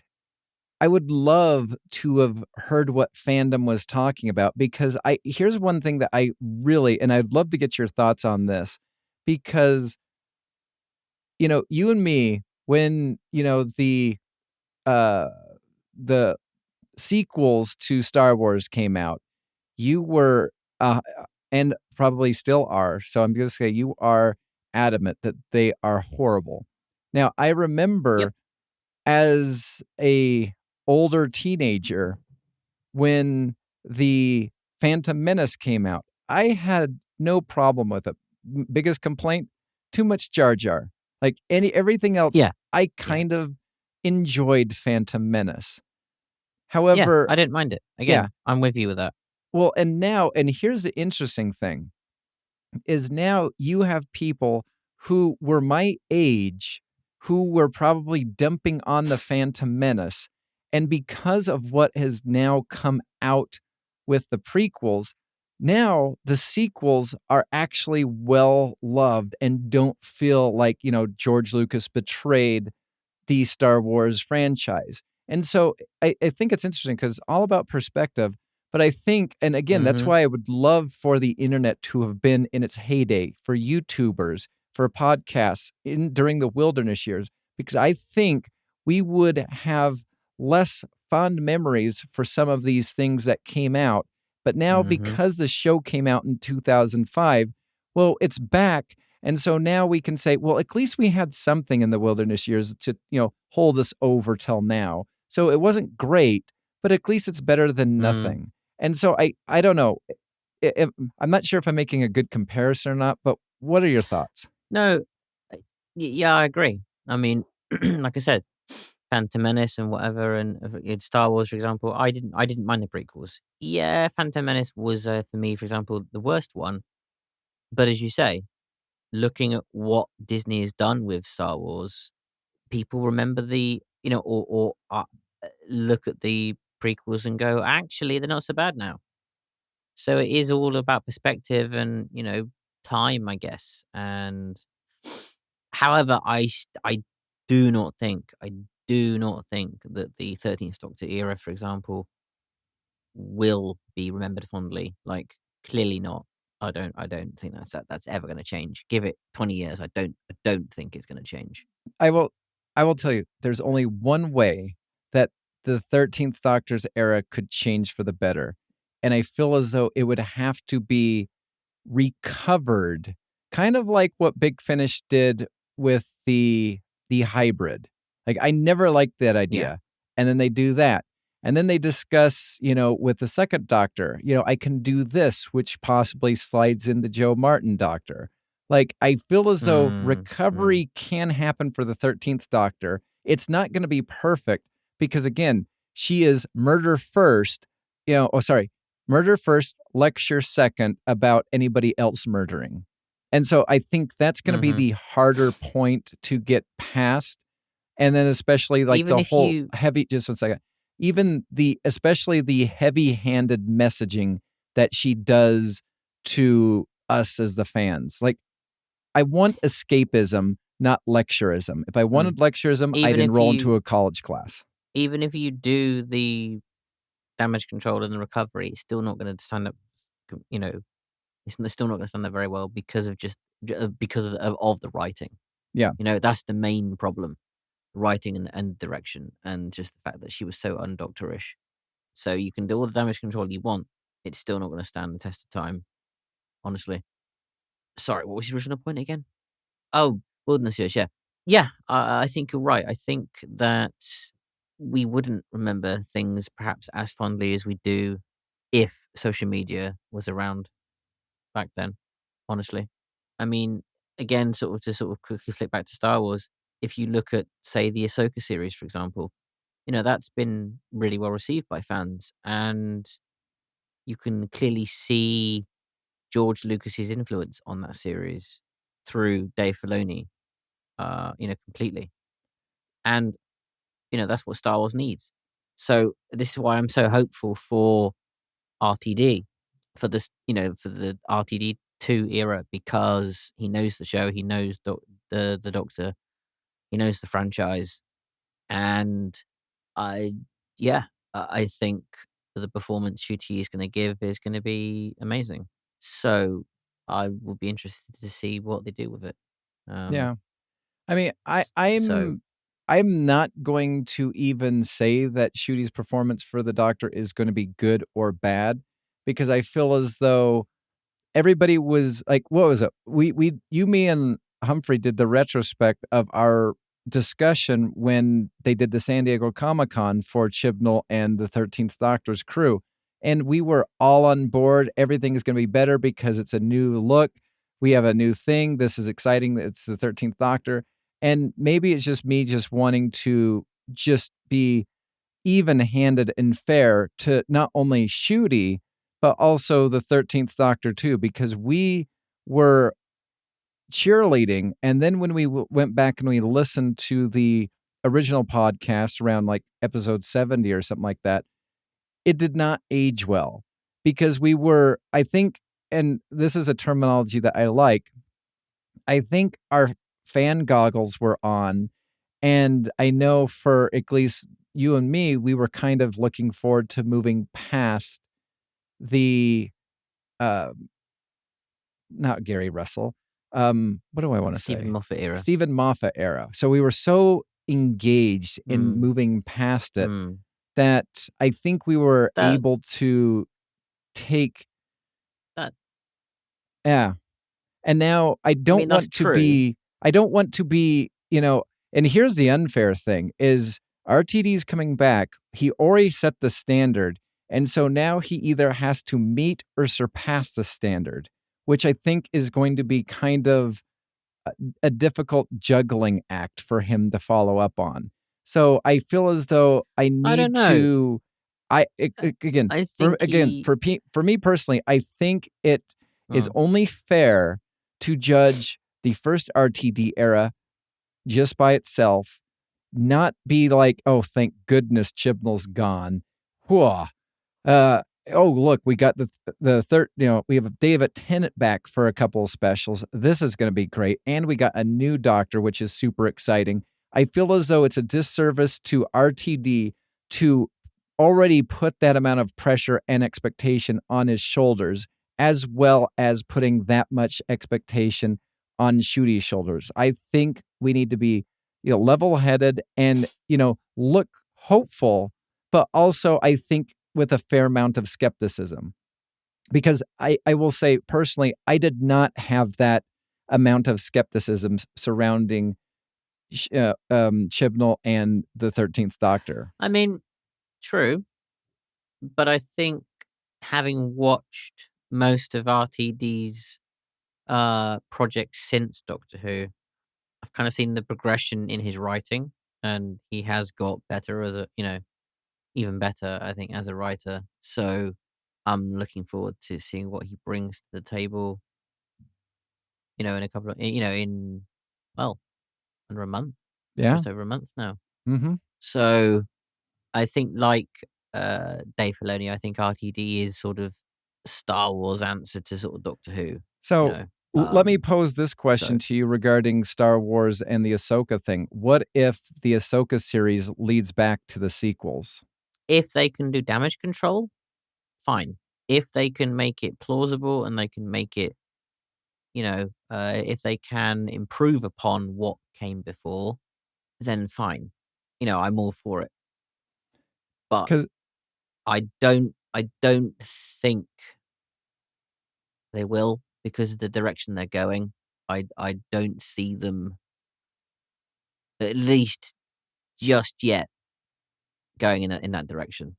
Because I have no interest in it, but I am kind of like listening to, pro and con YouTube channels. And one of the con YouTube channels says that they're funneling this to having the cloned version of the Emperor come back, which would totally cement the Rise of Skywalker as canon, and going forward, there's not going to be any adjusting of the storyline. It would, but there was a cloned Emperor in Legends too, so it's not as if like it's been not done before. Before. That's good to know, because I have no clue. So yes, there are. I've still got gripes with the quote unquote canon Star Wars, Disney Star Wars stuff. I'm not going to lie. However, again, like RTD, I feel that Dave Filoni is the right person for the job. Dave Filoni and Jon Favreau, I think, are the right people for the job. They know Star Wars. They know the universe. They're good writers.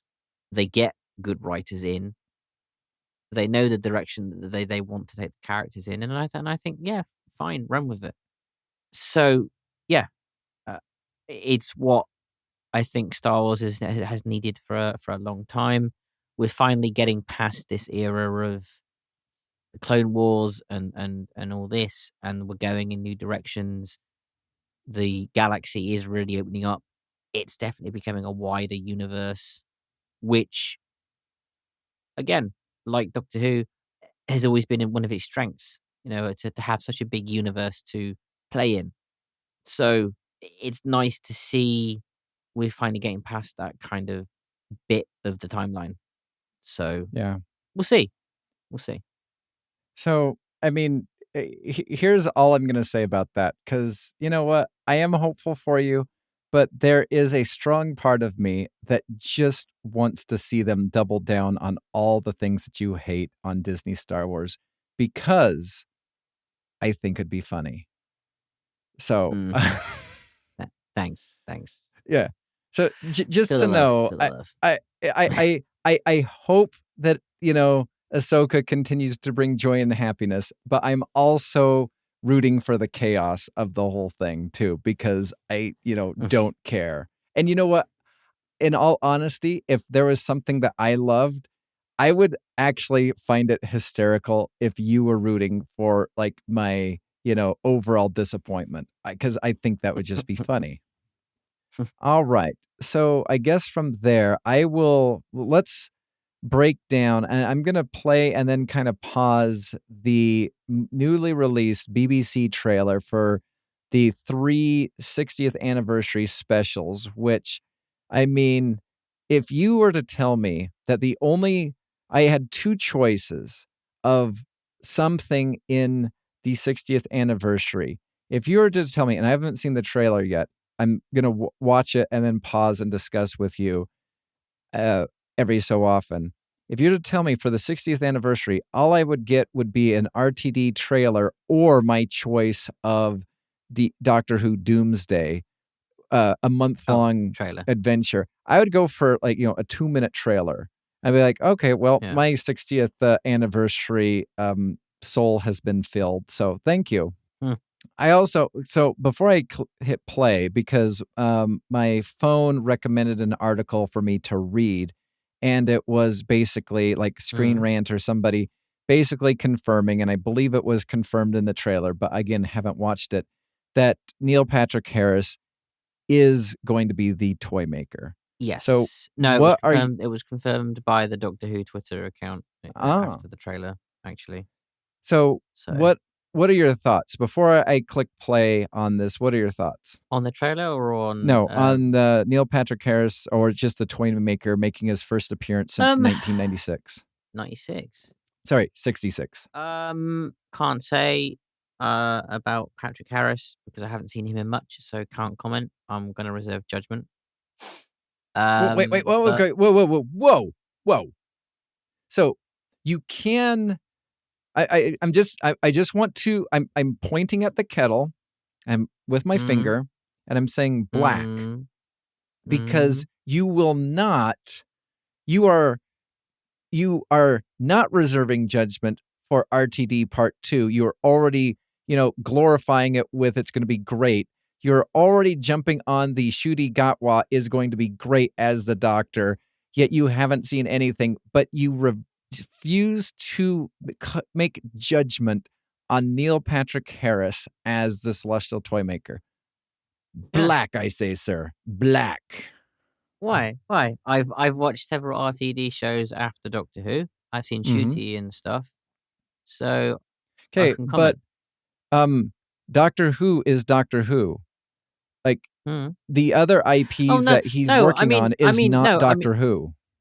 I'm looking forward to the toy maker, and I'm glad he's making a reappearance. I just can't comment on Patrick. I haven't. There's not enough of Patrick Harris really in the trailer for me to go, okay, that looks, like it could be interesting. So I can't comment on his performance or anything because I haven't seen enough of it to I'm not asking you. I'm asking about Celestial Toy Maker back. I didn't even say, what are your thoughts about Neil Patrick Harris as that? And you're saying no comment. So that's why I say black, sir. No, I'm glad that he's back. Like I said, it's good that they've getting him back, and it's nice to have a classic villain return. I hope RTD goes down that route and does more classic villains. Or less known classic villains. So, what? I would not mind if they brought back I can't think, you probably can think of the villain's name, but the villains from Galaxy 4. I think that would be Dravins? Yeah. I mean, they're not great, but I think just bringing them back. You could bring back the Dravins, you could bring back the Nyman, you could bring back the Quarks. Come on. I love that you snuck the Quarks in at the very end. What else could you bring back? Sir. That could be interesting. Mm-hmm. Could you imagine? Could you imagine if RTD took a leaf out of Big Finish's book and we saw the Rocket Men in modern day TV Who? Holy cow! I would buy a ticket to England, find his house, wait for it to rain. I would throw myself down on top of a puddle and I'd say, "Sir, please do not get your feet wet. Please let me provide." And then I would knowing that I have prevented his feet from getting wet, I would board the plane and come back home. Like, that would be my thank you for putting the Rocket Man into, TV version of Doctor Who. Yeah, there you go then. All right. I'm going to hit play. Sometimes I think there's something missing. Like I had... Can you hear it? Nope. So I can't have I've seen it, but I mean... Okay. I've seen it, so... Okay, so what did you think about the trailer? Yeah, some very interesting bits in there. I mean, watch it if you want, and then we can discuss bits anyway, because I have seen it quite recently, so... Okay, well, why don't you just discuss? Well, I kind of can't until you watched it, so... You have no opinions until I watch it? Okay. Worldwide premiere! Okay.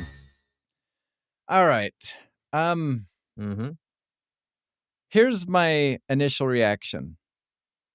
I don't want Shooty. I want David Tennant back full time as the Doctor.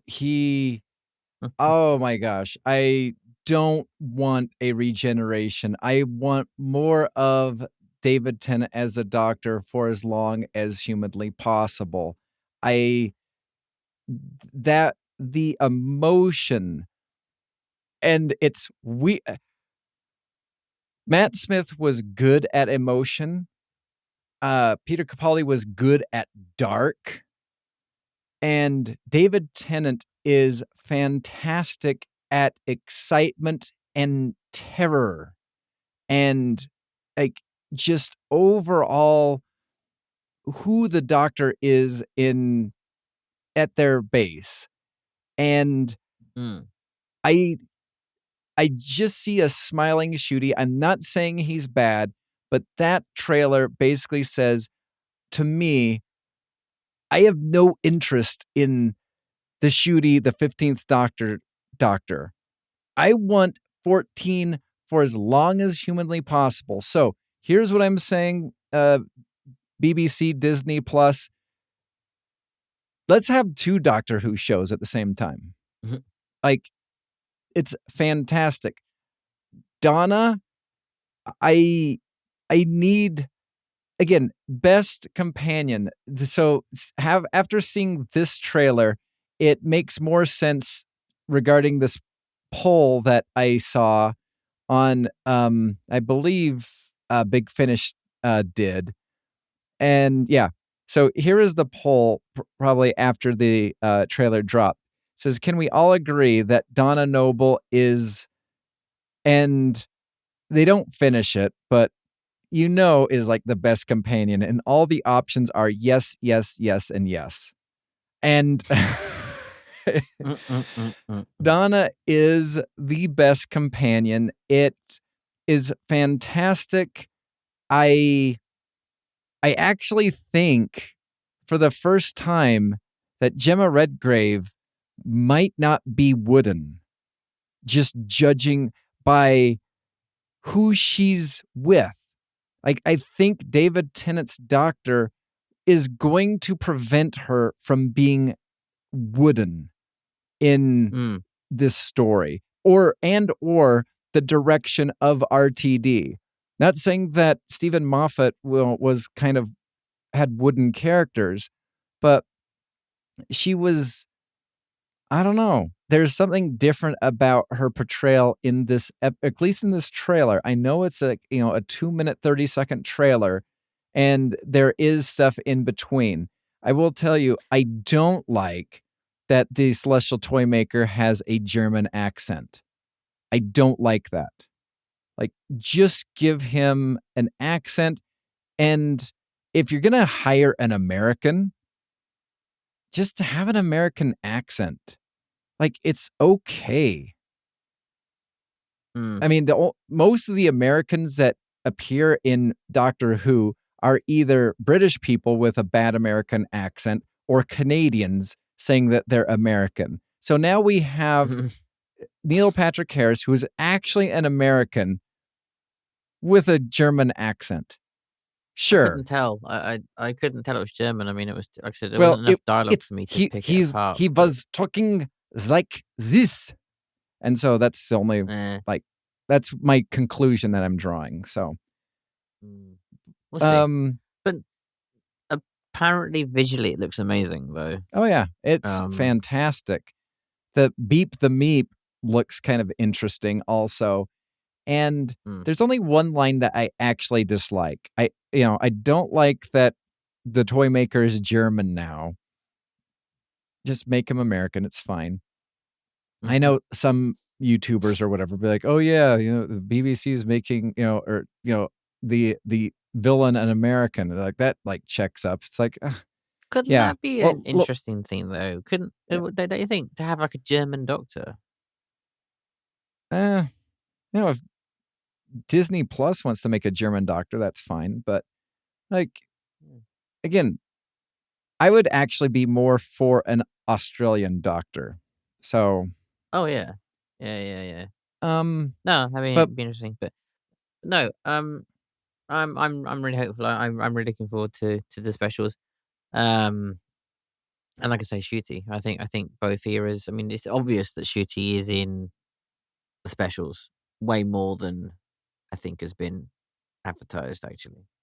So I actually hope he's only in the last episode. I don't want he's in the scene behind the scenes here, or he's like buying a newspaper over there. No. I think it's going to be. I think it's going to be something to do with the regeneration. So I think he might be sort of flicking backwards and forwards, maybe, kind of thing. Yeah, I sure hope not. I think that would really detract from the story. I guess we'll see. I guess it depends on how it goes on. So yeah.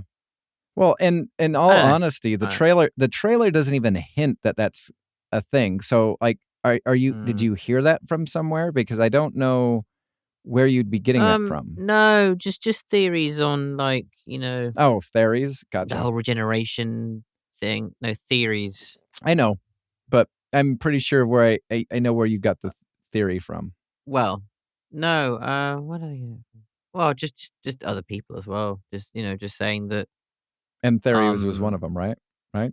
Because of the sort of toy maker and the whole